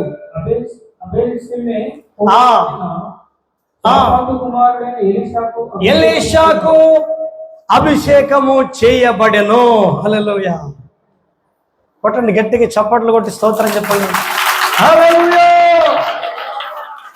నిన్ను నీ పిల్లలను నిన్ను నీ సంతతి వారిని యాజకుడై ఉండి మిమ్మల్ని ఏలటానికి ఎలీషా గారిని దేవుడు అభిషేకించాడు. గమనించండి ప్రియులారా, ఎలీషా దేవుని అభిషేకము పొంది ఏలియా కంటే కూడా ఎంత అభిషేకం వచ్చింది? రెండంతలు. హల్లెలూయా. రెండంతల అభిషేకం పొంది ఎలీషా దేవుని సేవ చేస్తూ ఉన్నాడు. ప్రజల క్షేమాన్ని చూస్తూ ఉన్నాడు. ప్రజల పట్ల ప్రేమను పంచుతూ ఉన్నాడు. ప్రజలకు ఎంతో సాకారిగా ఉన్నాడు. దైవికమైన మనసాక్షి కలిగి బ్రతుకుతూ ఉన్నాడు. ఆయన దగ్గర ఒక ఆయన ఉన్నాడు, గేయాజీ. గేయాజీ ఏం సంపాదించుకున్నాడు చెప్పండి అమ్మా, చెప్పండి అమ్మా. సైతాన్ చెప్పింది, వెండి దైవజనుడు ఎలీషా గారు ఎండి తీసుకోకుండా ఉన్నాడు, నువ్వు పోయి తెచ్చుకోపో అని దెయ్యం చెప్పింది అనుకుంటా. పరిగెత్తుకొని వెళ్ళి ఎండి తీసుకొచ్చుకున్నాడు. కుష్టి రోగం వచ్చేసింది. దైవ భక్తి కరెక్ట్ గనక చేయకపోతే నీకు ఆశీర్వాదం రాదు. దెయ్యం వచ్చి ఏడో ఒక దగ్గర బొక్క పెట్టేస్తుంది. నీ సంచి, డబ్బుల సంచి ఉంటుంది కదా, ఎంతమందికి ఉంది డబ్బుల సంచి? ఇస్కరియోతు యూదా దగ్గర డబ్బుల సంచి పెట్టాడంట యేసు ప్రభు. ఆ డబ్బుల సంచి పెడితే అందులో నుంచి దొంగతనం చేస్తున్నాడంట ఇస్కరియోతు యూదా. దొంగలు ఎప్పుడు బాగుపడరు. దొంగోడు దొరికిన తర్వాత వాడు 7 అంతలు చెల్లించాలట. చెప్పండి అమ్మా, ఎంత చెల్లించాలా? అందరికంటే కూడా దేవుని దగ్గర దొంగతనం చేసేవాళ్ళు మహా పెద్ద దొంగలు. చెప్పండి మీ తలలు పైకి ఎత్తుంచండి. ధనాపేక్షత అంట సమస్త కీడు తీసుకొచ్చి పెడతదంట. నువ్వు దేవుని సొమ్ము తీసేటప్పుడు ఆగో, కదా భక్తురాల్లాగా తీస్తున్నావు నువ్వు. తీస్తే వస్తుందంట ఈమెకి. ఏమంటదే, అయ్యా దేవునికి ఇస్తే మనకు 100 అంతలు దేవుడు ఇస్తాడు కదా, ఆయన సొమ్మే కదా ఇదంతా అంటే, బాగా ఇచ్చాడులే, నోరు మూసుకో. అది ఊడిపోయింది, ఇది జారిపోయింది, అది పడిపోయింది. ఆ పిల్లోడు ఆడున్నాడు, ఈ పిల్ల హాస్పిటల్ ఉంది, ఆ పిల్లోడు ఆడ కింద పడి కాలు ఇరగొట్టుకున్నాడు. ఒక ఆమె చెప్తుంది, ఇన్ని చెప్తుంది. గమనించండి ప్రియులరా, నీ దగ్గర దేవుని ఆశీర్వాదం ఉంటే, నువ్వు వెనక దేవుని సొమ్ము దొంగతనం చేయకపోతే ఆయనే నీ దగ్గర ఉంటాడు. హల్లెలూయా. ఏబుకు అంతా పోయింది. ఏమన్నాడు తెలుసా? ఓపిరి బంగారమును వెండిని తీసి పడేస్తా, నా ఇంట్లో యేసయ్య ఉండాలని కోరుకున్నాడు. మీ ఇంట్లో ఇప్పుడు ఎవరు ఉండాలా అమ్మా? చెప్పండి, గట్టిగా చెప్పండి. మీరు హుషారుగా చెప్పండి. మీరు డల్లుగా చెప్పినారంటే ఈరోజు సాయంత్రం 5 చేస్తే చూడు, మీ ఇష్టం. హుషారుగా ఉంటే తొందరగా ముగిస్తా. మీరు డల్లుగా నిద్రపోయినారనుకోండి, సాయంత్రం 5 అవుతుంది. ఈరోజు మీ ఇష్టం. ఇంకా గమనించండి ప్రియమైన దేవుని బిడ్డలారా, జ్ఞాపకం చేసుకోండి. ఆశీర్వాదము 6 భాగాలు, నష్టము 12 భాగాలు నీ జీవితంలో, నీ ఇంట్లో, నీ పిల్లల జీవితంలో. ఒకసారి ఒక ఇంటికి వెళితే ఆమె చెప్తా ఉంది, అయ్యా నా ఇంట్లో 4 త్రాగుబోతులు అయ్యారండి. ఎంతమంది? ఫస్ట్ నువ్వు దొంగయ్యావు కాబట్టి ఆ ఇంట్లో పురుగులు అయ్యారు, త్రాగుబోతులు అంతే.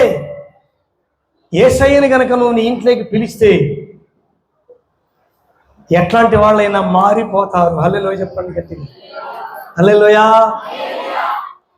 జక్కయ్య ఎవరి దగ్గర తీసుకున్నాడో తిరిగి 4 గంటలు ఇచ్చాడు. యేసు ప్రభు దగ్గరికి వచ్చి చూశాడంతే. ఆయన మనస్సు మార్చుకున్నాడు. జక్కయ్య అందరితో నిలబడి చెప్తా ఉన్నాడు, నా ఆస్తిలో సగభాగము బీదలకు ఇస్తానన్నాడు. ఎంత ఇస్తాడంట? చూడండి, ఈ ధనోపేక్షత అనేది ఎవరికి ఖర్చు పెట్టనివ్వదు. మీటింగ్ పెడతావా? వద్దు. మేము కొన్ని చోట్ల మమ్మల్ని పిలిపిస్తారు, పిలిపించి ఆ ఖర్చు మా నెత్తి మీదే వేస్తారు.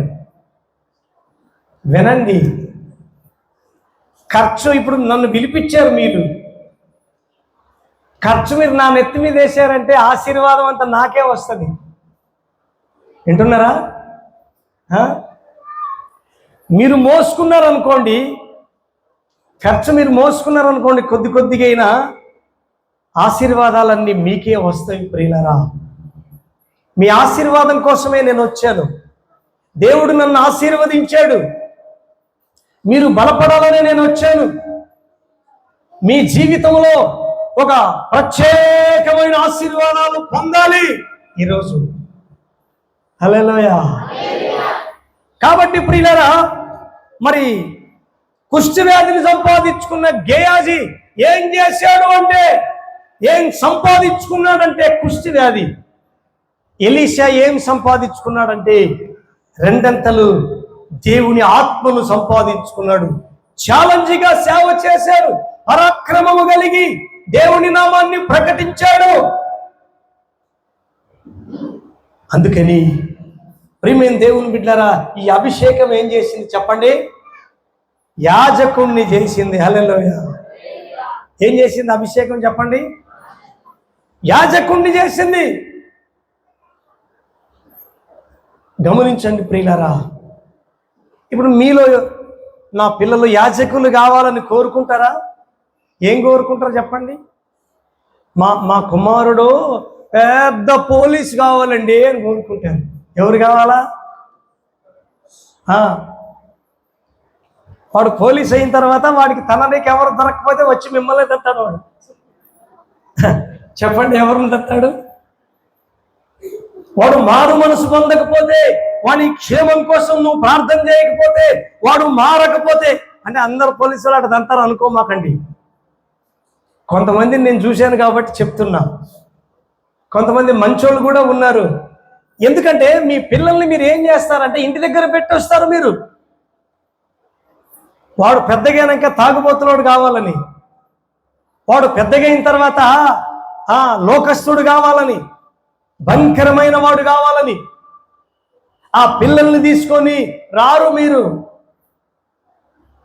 మీ సంపాదన ఎలా ఉందంటే చెప్పండి, రక్తము కారినంతగా. అమ్మా చెప్పండి అమ్మా, ఎంత పని చేస్తారు చెప్పండి?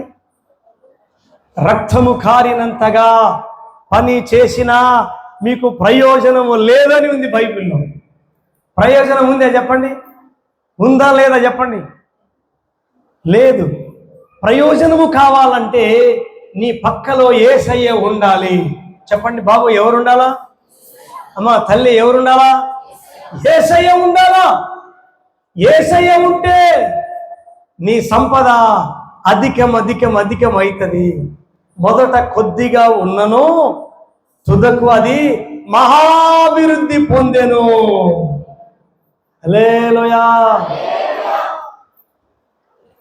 అభివృద్ధి పొందేది పక్కన పెడదాం, కానీ ఇప్పుడు ఆకలి అవుతుంది పాస్టర్ గారు అంటారా? అమ్మా, ఎంతమందికి ఆకలి అవుతుంది చెప్పండి? చెప్పండి. గమనించండి ప్రియులారా, ఆకలి అయితే బైబిల్లో దేవుడు చెప్పాడు, నీతిమంతుల్ని ఆకలి కొననివ్వను అన్నాడు ఆయన. నీతిమంతులకి భోజనం పెడతాడంట. ఆ భోజనం కంటే ఈ వాక్యం అనే భోజనము నీకు చాలా బలమునిస్తుంది. హల్లెలూయా. చూడండి, నేనేమన్నా కొంతమంది అనుకుంటారు మత్తయి అంటే ఎంతలా ఉన్నాడో ఎంత ఎత్తున్నాడో అనుకుంటారట వాళ్ళు. నన్ను పిలిపించినప్పుడు, నన్ను చూసినప్పుడు మత్తయి అంటే ఈయనేనా అనుకుంటారు వాళ్ళు. వాళ్ళు ఎప్పుడు గౌరవిస్తారో తెలుసా? నాలో ఉన్న యేసయ్యని చూసినప్పుడే. హల్లెలూయా. ఒకసారి ఒక అబ్బాయి వచ్చాడు. వస్తే దేవుడు అంటున్నాడు, వాడికి 20 దెయ్యాలు పట్టినవి చూడని. ఎన్ని దెయ్యాలు? 20. అంటే చెప్పిన, బాబు నీకు 20 దెయ్యాలు పట్టినవి, అవి నీ ఇంట్లో ఉన్నవిరా అని చెప్పిన. వాడు అన్నాడు, దెయ్యాలు పట్టిన సంగతి అయితే కరెక్టే కానీ 20 ఉండేది మాత్రం నాకు తెలియదు అన్నాడు వాడు. సరే ప్రార్థన చేసి పంపించిన, వాడికి నూనె తీసుకొచ్చుకోరా అని చెప్తే వాడి ఇంట్లోకి పోయినాక వాడి కొబ్బరి నూనె చేతిలో పట్టుకుంటే ఫోన్లో ప్రార్థన చేసిన ఆ నూనె ఇంట్లో చల్లరా నీళ్ళల్లో కలిపని చెప్పిన. వాడు ఇంట్లో చల్లితే ఆ 20 దెయ్యాలు వెళ్ళిపోయినవి. చప్పట్లు కొట్టరా? హల్లెలూయా. 20 దెయ్యాలు వెళ్ళిపోయిన తర్వాత ఒక్క దెయ్యం అంట, అందరూ మత్తయ్య మత్తయ్య అంటారు. ఈరోజు మత్తయ్య సంగతి తేల్చుకోవాలి నేను, తాడో పేడో అని వచ్చింది. కర్నూలు మా చర్చికి వచ్చింది. వస్తే ఇక నేను వాక్యం చెప్తున్నా, నాకు తెలియదు అది వచ్చిన సంగతి.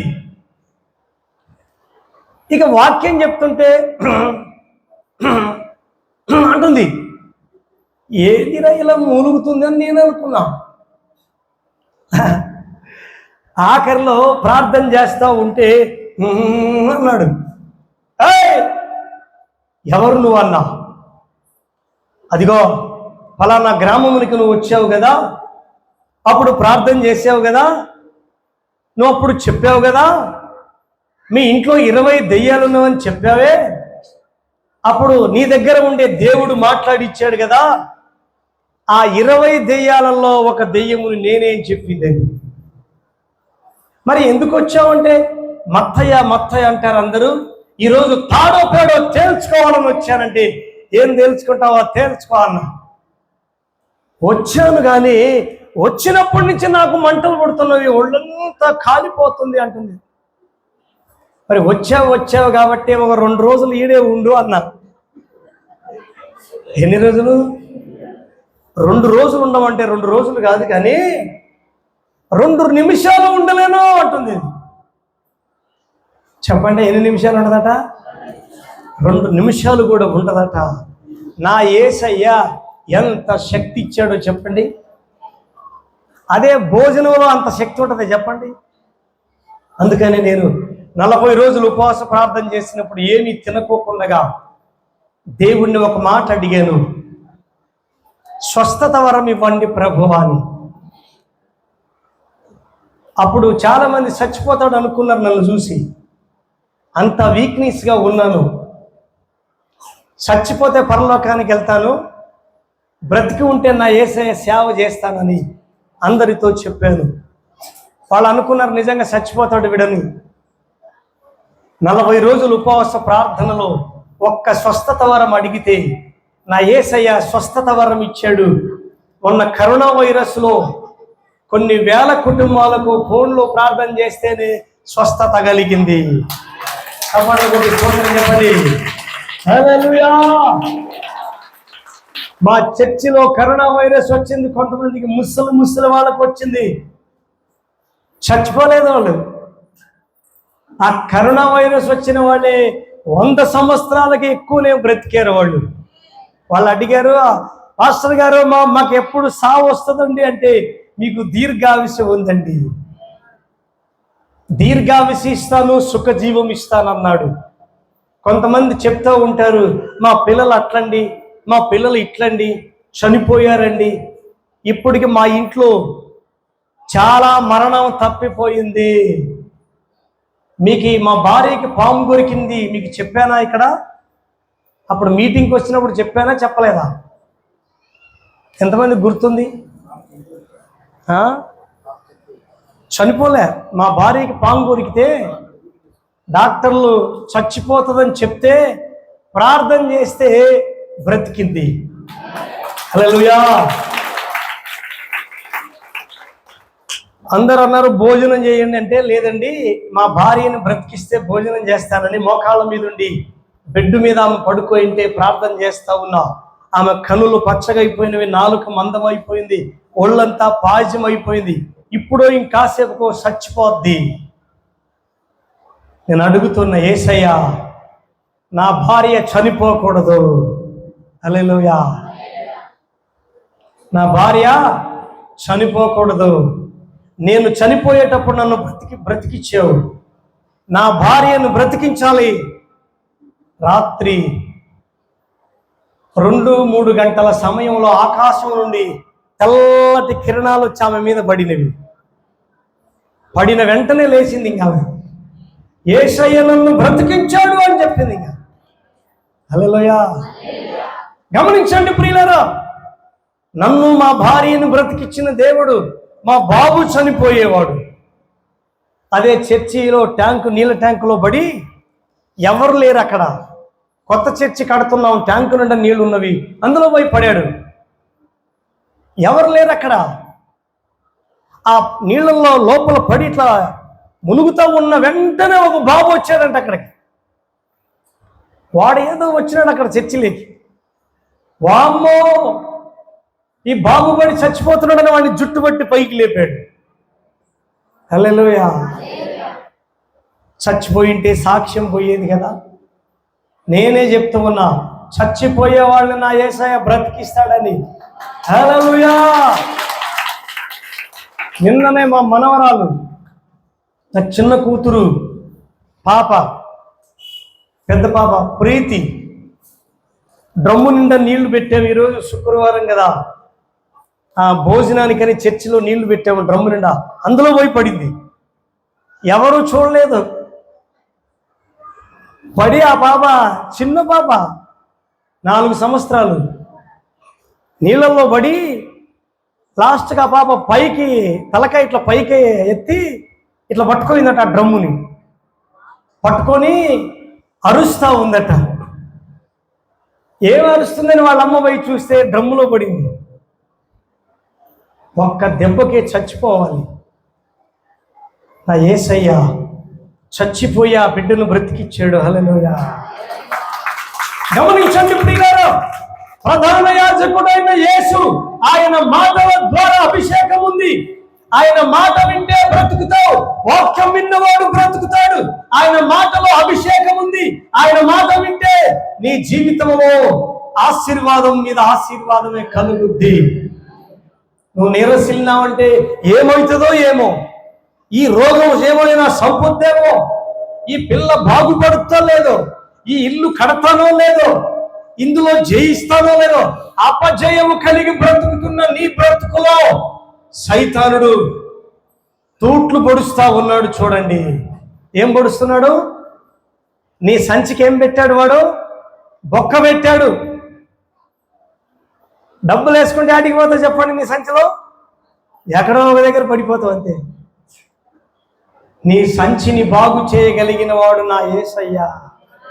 హల్లెలూయా.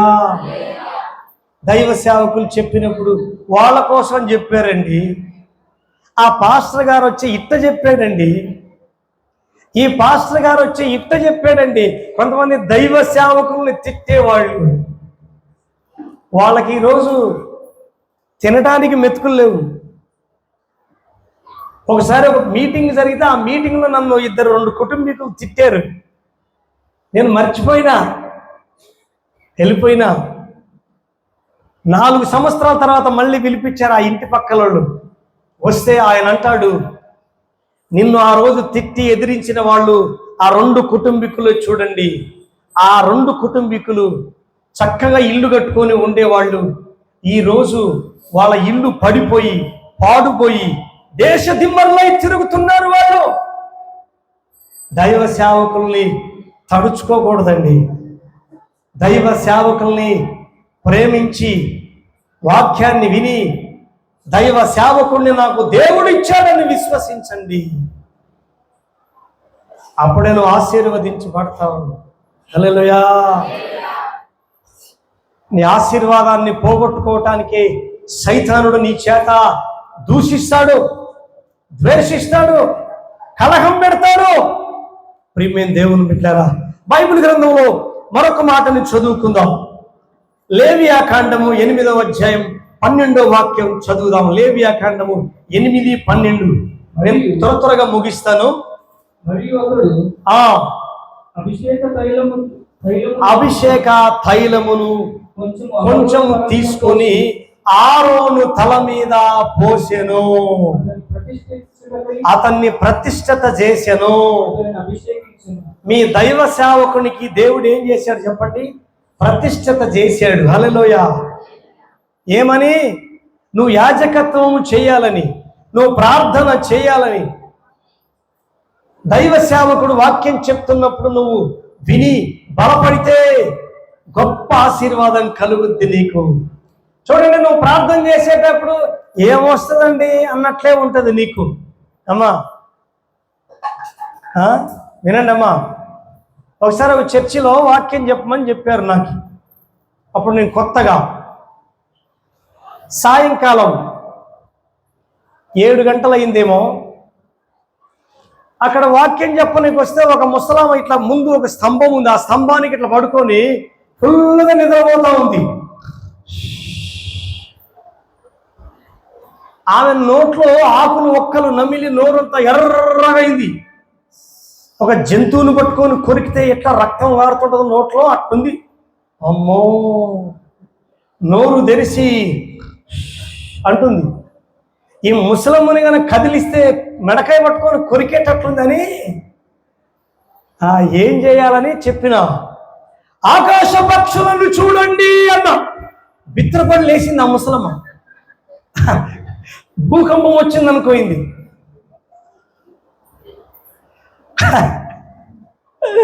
అప్పుడు చెప్తున్నా, ఆకాశ పక్షులను చూడండి, అవి విత్తవు, కొయ్యవు, కొట్లల్లో ధాన్యం కూర్చుకోవు, అవి కలిసికట్టుగా తిరుగుతవి, స్వార్థం లేదు వాటికి, ప్రేమ కలిగి బ్రతుకుతున్నవి. మరి మీలో ప్రేమ ఏది? సోమరి సీమల ఎద్దుకు వెళ్ళు. మనవాళ్ళు సోమరోళ్ళు ఉదయం 8, 9 వరకు వండుకుంటే కుటుంబం ఎట్ట గడుస్తుందండి? సంసారం ఎట్ట నడుస్తుందండి? అనవసరమైన వాటికి ఎన్ని ఖర్చులు పెడతారు, ఎట్ట బాగుపడతారండి? దేవుని పనికి నువ్వు ఖర్చు పెడితే దేవుడు నువ్వు పెట్టిన దానికి 100 ఇస్తాడు. హల్లెలూయా. అనవసరమైన దానికి పెడితే ఏమి ఇస్తాడు ఆయన చెప్పండి? ఏమి ఇయ్యడు. కాబట్టి ప్రియమైన దేవుని బిడ్డలారా, గమనించండి. ఈ సమయంలో మరి దేవుని వాక్యము సెలవిస్తుంది, ఆరోనుని దేవుడు అభిషేకం చేశాడు నీకు యాజకత్వము చేయటానికి, నీకు ప్రార్థన చేయటానికి. ఆరోను తల మీద తైలము పోసిన తైలం, అది ఎంత ఆశీర్వాదాలు వచ్చినవో ఆఖరిలో మీకు చెప్తాను వినండి. ఇప్పుడు చూడండి, కీర్తనలోకి వెళదాం మనము. ఇప్పుడే చెప్తాను మీకు ఆరోనుకి ఎంత ఆశీర్వాదం వచ్చిందో. 133, 1, 2 గట్టిగా చదవండి త్వరగా. కీర్తన గ్రంథము 133. సహోదరులు ఐక్యత కలిగి నివసించుట ఎంత మేలు, ఎంత మనోహరము.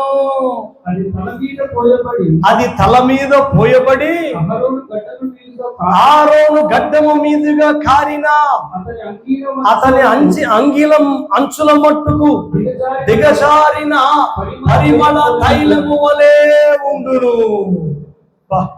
ఎంత మాట అండి! అది ఆరోను తల మీద పోయబడిన పరిమళ తైలము వలె నుండును. అది ఆరోను తల మీద పోయబడిన పరిమళ తైలము వలె నుండును. ఎత్తైన కోటవల దినదినము దీవెనలతో నింపుచున్నది.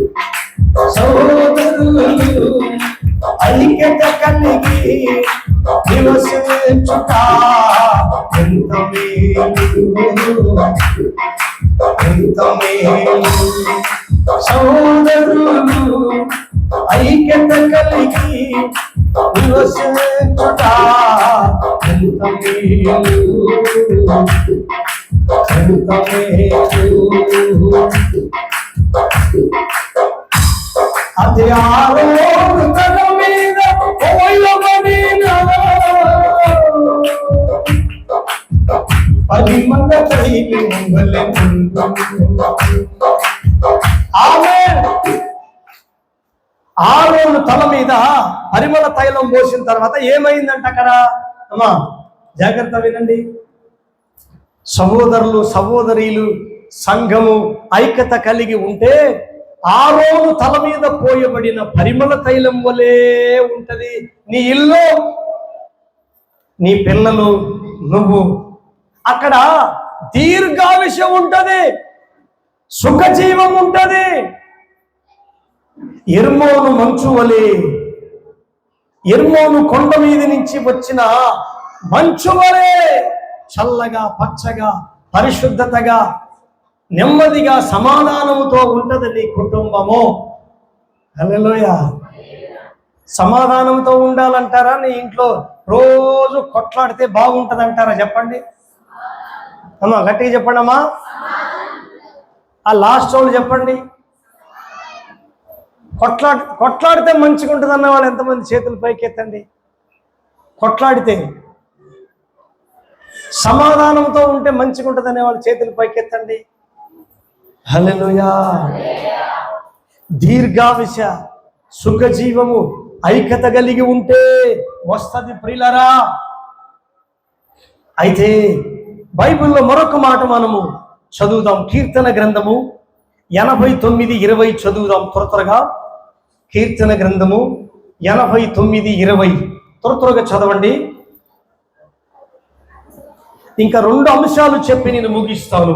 నా సేవకుడైన దావీదును, అబ్బా, నా సేవకుడైన దావీదు నేను కనుక్కున్నాను. ఆయన అద్భుతమైన సేవ చేసే దావీదు. నా పరిశుద్ధ తైలముతో, నా పరిశుద్ధ తైలముతో అతనిని అభిషేకించుము. దైవజనుడు దావీదును అభిషేకించు. దైవజనుడు అతడు అద్భుతమైన సేవ చేస్తాడు, దేవుని మాటకి లోబడతాడు, దేవుని యందు భయభక్తులు కలిగి బ్రతుకుతాడు.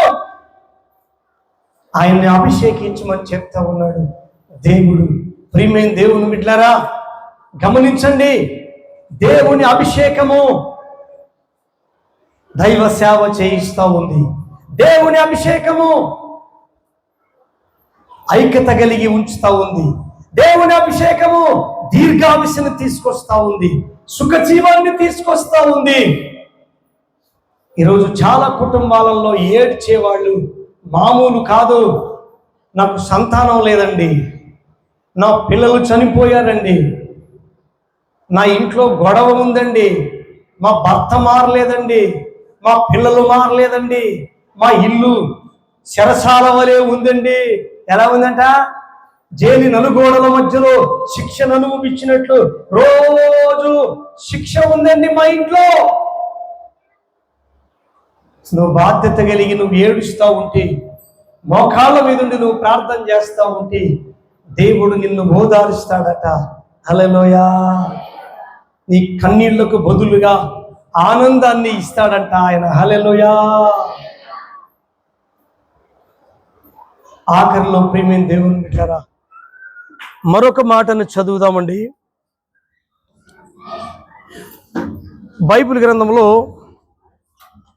లూకా సువార్త 3:22 ఆఫ్ చేయండి. లూకా సువార్త 3:22 చదువుదాం. పరిశుద్ధాత్మ శరీర ఆకారముతో పావురము వలె ఆయన మీదికి దిగి వచ్చెను.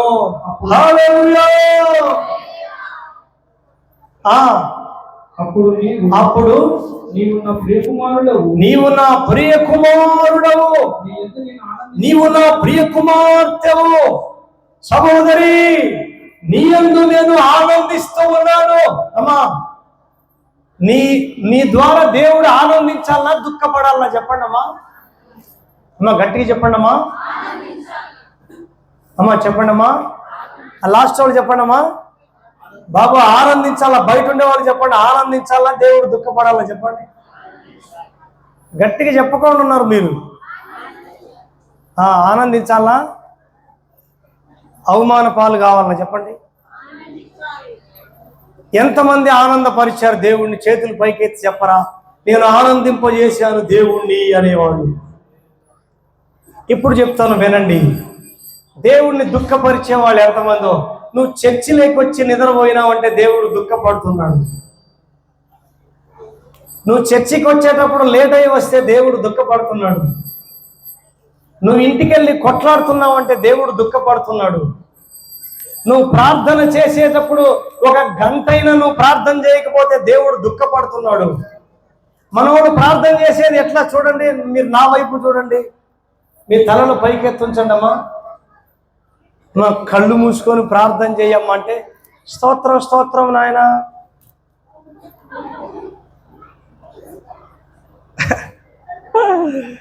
స్తోత్రం స్తోత్రం నాయన.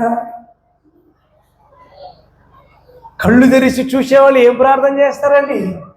ఏమా చేస్తారా? తెల్లవారుజామున లేచామా ప్రార్థన చేయండి అని చెప్తే దేవుడు ఎప్పుడు చెప్పాడమ్మా చెప్పండి? ప్రార్థన ఎప్పుడు చేయమని చెప్పాడు? చెప్పండి. ఎన్ని గంటలకు లేచి చేయమని చెప్పాడు దేవుడు చెప్పండి?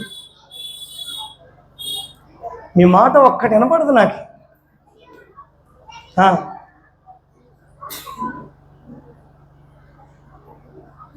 గట్టిగా చెప్పండి, ఏదో ఒక టైం చెప్పండి. 4 గంటలకి నీకు బహుమానం ఇస్తే తర్వాత చెప్పమ్మా, నువ్వు చెప్పమ్మా. 3 గంటలకి తర్వాత 3 గంటలకి తర్వాత 4 గంటలు తర్వాత 2 గంటలు. ఇంకా చెప్పండి అమ్మ, చెప్పండి అమ్మా. బైబిల్లో దేవుడు చెప్పాడు రేయి మొదటి జామున లేచి.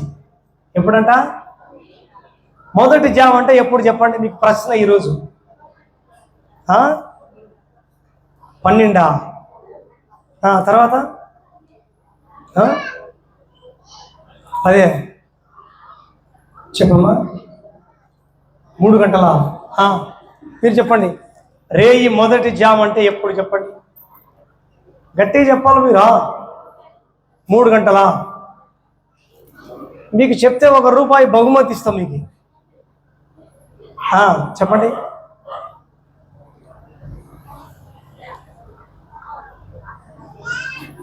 లేకపోతే నేను చెప్తాను, నాకు మీరు బహుమానం ఇవ్వాలా? ఇస్తారా? కర్నూలు నుంచి వచ్చి మాకు ప్రశ్న వేస్తున్నావు పాస్టర్ గారు, ఇంకొకసారి నువ్వు రావద్దు పొమ్మంటారా? రమ్మంటారా పొమ్మంటారా? మీ ఇష్టం. ఇక వాక్యం అంతా అయిపోయింది. మీకు కోపం వస్తే కూడా పారిపోతా. నేను ఇక చెప్తాను వినండి. రాత్రి 1 గంటప్పుడు ప్రార్థన చేయాలంటున్నావు. చెప్పండమ్మా. రే మొదటి జామున దేవుని సన్నిధిలో నీళ్లు కుమ్మరించున్నట్లు నీ హృదయమును కుమ్మరించుము. నీ పసిబిళ్ళల ప్రాణము కొరకే నీవు ప్రార్థన చేయుము. బాలుడు నడవవలసిన రోవలు వానికి నేర్పండి. వాడు పెద్దవాడైనాక దానిని తొలగిపోదు. వాడు పెద్దవాడైనాక దానిని తొలగిపోదు. బాలుడు నడవవలసిన రోవలు వానికి నేర్పండి. ఆమె ఎప్పుడంట? రే మొదటి జామున దేవుని సన్నిధిలో నీళ్లు కుమ్మరించున్నట్లు నీ హృదయమును కుమ్మరించు. రేయి మొదటి జామున లేచి ప్రార్థన చేయమంటే మా తల్లులు పెద్ద భక్తులు. చెప్పండి, పెద్ద భక్తులా చిన్న భక్తులా? కనీసం 4 గంటల కన్నా లేచి ప్రార్థన చేస్తారంటే 4 కూడా లేరు వీళ్ళు. 5 కన్నా లేచి ప్రార్థన చేస్తారనుకుంటే 5కు లేరు వీళ్ళు. 6 గంటలకు లేచి ప్రార్థన చేస్తుంది మా అక్క. స్తోత్రం స్తోత్రం స్తోత్రం నాయన అంటే అప్పుడే వాళ్ళ కుమార్తె లేస్తుంది. అమ్మే అంటది, ఊరుకోవే ప్రార్థన చేస్తున్నా. ఈ భక్తురాలు ఎప్పుడు ప్రార్థన చేస్తుందంటమ్మా? చెప్పండి. 6 గంటలకు లేచి ప్రార్థన చేస్తావా? సచ్చిన ప్రార్థన చేస్తున్నావు నువ్వు. అందుకే యాడున్న దెయ్యాలన్నీ నీ ఇంటికే వస్తాయి. నువ్వు చేస్తే ప్రార్థన, నువ్వు బ్రతికి ఏరే వాళ్ళు బ్రతకాలే. హల్లెలూయా. చూడండి, నీ మాటలో దమ్ముండాలి. యేసయ్యో స్తోత్రమయ్యా స్తోత్రమయ్యా అని అడగాలని. స్తోత్రం నాయన, నా బతుకు బాగలేదు నాయన, ఫుల్గా నిద్ర వస్తుంది నాయన, నా బుద్ధి బాగలేదు, నా గుణం బాగలేదు, చెంపలు కొట్టుకొని మళ్ళా స్తోత్రం స్తోత్రం నాయన అంటది. మళ్ళీ వాళ్ళ కూతురు చమ్మే అంటది, ఊరుకోలే ప్రార్థన చేస్తున్నావు ఊరుకోమంటది. నువ్వు 6 గంటలప్పుడు లేచి చేస్తే నీ కూతురు లేయదా మరి? అందుకే రేయి మొదటి జామున నువ్వు ఎవరి కోసం చేయాలి ప్రార్థన? ఇంటికెళ్ళి చదువుకో. విల్లాప వాక్యం 2:19 ఉంటుంది ఈ మాట. పసిపిల్లల ప్రాణం కోసం ప్రార్థన చేయాలి నువ్వు. మా ఎవరి ప్రాణం కోసము? గట్టిగా చెప్పండి. నీ బిడ్డల ప్రాణం కోసము. సాతానుడు నీ బిడ్డల ప్రాణం తీయాలని వస్తాడు వాడు. నీ కుటుంబంలో చిచ్చు పెట్టాలని వస్తాడు వాడు. అందుకే దేవుడు ఆయన శరీరాకారముతో నీ మీదికి పరిశుద్ధాత్మను విడుదల చేస్తూ ఉన్నాడు. అంతేకాదు, ఈమె నా ప్రియ కుమార్తె, ఈయన నా ప్రియ కుమారుడు, ఈయన యందు నేను ఆనందిస్తూ ఉన్నాను అంటూ ఉన్నాడు. దేవుణ్ణి నువ్వు ఆనందపరిచేటట్లయితే నువ్వు బలమైన ప్రార్థన చేస్తావు. నువ్వు దేవుణ్ణి ఆనందపరిచేటట్లయితే బలమైన దేవుణ్ణి ఆయన దుఃఖ పెట్టవు. సంతోషం, ఆయనకి ఆనందం కలుగుద్ది. అందుకే ఈరోజు ఈ సమయంలో నీ మనస్సాక్షిలో ఇంకా ఎక్కడైనా అవిశ్వాసము దాగి ఉందేమో, ద్వేషం కోపము దాగి ఉందేమో, కపటం దాగి ఉందేమో, విడిచిపెట్టు. ఏమ్మా, విడిచిపెడతారా లేదా? ఏమైనా అంతరాలు వేసుకొని ఉంటే వేసుకుంటారు. ఎవరైనా అంతరాలు వేసుకున్నారా? వాళ్ళు కనపడరు, ఇక్కడ కనపడరు. అంతరాలు ఉన్నా కానీ కనపడకుండా దాచిపెట్టుకుంటారు. వినండి, అంతరాలు ఉంటే తీసి పడేయాలా? నీ హృదయంలో ఏదైనా కపటం ఉంటే తీసేసుకో. ప్రేమ లేని తనం వద్దు. విశ్వాసము, ప్రేమ, మంచితనము, సాత్వికము సంఘానికి ఒక మంచి పునాది వలె, స్తంభం వలె మరొకరికి సువార్తను అందించే విధంగా నీ బ్రతుకులు మార్చుకోవాలని నా యేసయ్య నిన్ను అభిషేకించబోతూ ఉన్నాడు. హల్లెలూయా. ఇప్పుడు వాక్యము చేత నిన్ను ఉదక స్నానం చేశాడు దేవుడు. సాకలు ఆయన ఎట్లా ఉతుకుతాడు? బట్టలు బండకేసి శుష్యనిట కొట్టి పడేస్తాడా? మా బట్టలు ఉతికేటప్పుడు ఎట్లా ఉతుకుతావమ్మా నువ్వు? ఇట సబ్బు పెట్టి నీళ్ళలో అద్ది ఆరేస్తావా? బండకేసి ఈడ్చి కొడతావు. ఎందుకంటే మొత్తం డస్ట్ అంతా పోవాలని. కొంతమంది సాకలోడు చూడు, బట్టలు ఉతికేటప్పుడు హై హై అని కొడతా ఉంటారు బండకి. ఇంకొక ఆయన సుయ్ అని కొడతాడు బండకి.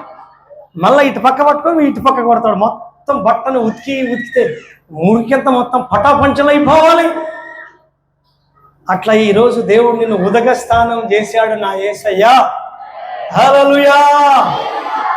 నిన్ను ఉదక స్నానం చేస్తే నువ్వు రూపాంతరము చెందాలని. హల్లెలూయా.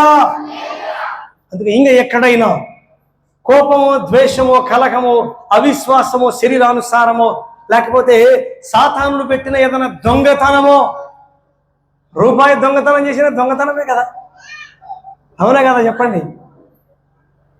నిజంగా ఒక రూపాయి కూడా దొంగతనం చేయకూడదని, దేవుని నామాన్ని ప్రకటించాలని విశ్వాసిగా ఉన్నప్పటి నుంచి ఇప్పటి వరకండి ఆయన నామాన్ని ఘనంగా స్తుతించాలనుకున్నందుకే దేవుడు నన్ను అందరికంటే ముందు అధికముగా ఆశీర్వదించి అన్ని ప్రాంతాలలో వాడుకుంటూ ఉన్నాడు.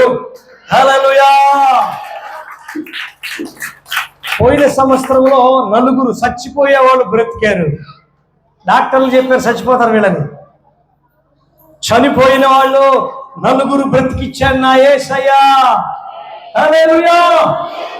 నేను గొప్పోడిని కాదు, నా యేసయ్య గొప్పోడు, ఆయన అద్భుతం చేస్తాడు. ఇప్పుడు మీరు ఒక తీర్మానం తీసుకోవాలి. నీలో కపటమున్నా, శాపమున్నా, పాపమున్నా, దేవా కోపం ఉంది నాలో, ఇది తీసేసుకుంటా, అవిశ్వాసం ఉంది తీసేసుకుంటా, ప్రార్థన జీవితం కావాలని ఒక తీర్మానం తీసుకోండి. ఈ వాక్యం ఎందరి వినికిల్లో నా యేసయ్య నీరు కట్టి ఫలింప చేయును గాక. ఆమేన్. అందరూ మోకరించండి. మరి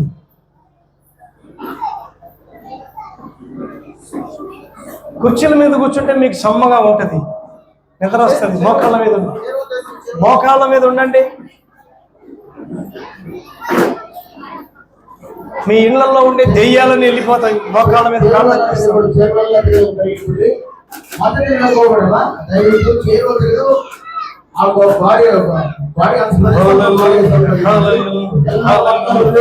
మోకాళ్ళ మీద ఉండి ప్రార్థన చేయండి. భక్తులారా, చిన్న భక్తులారా, పెద్ద భక్తులారా,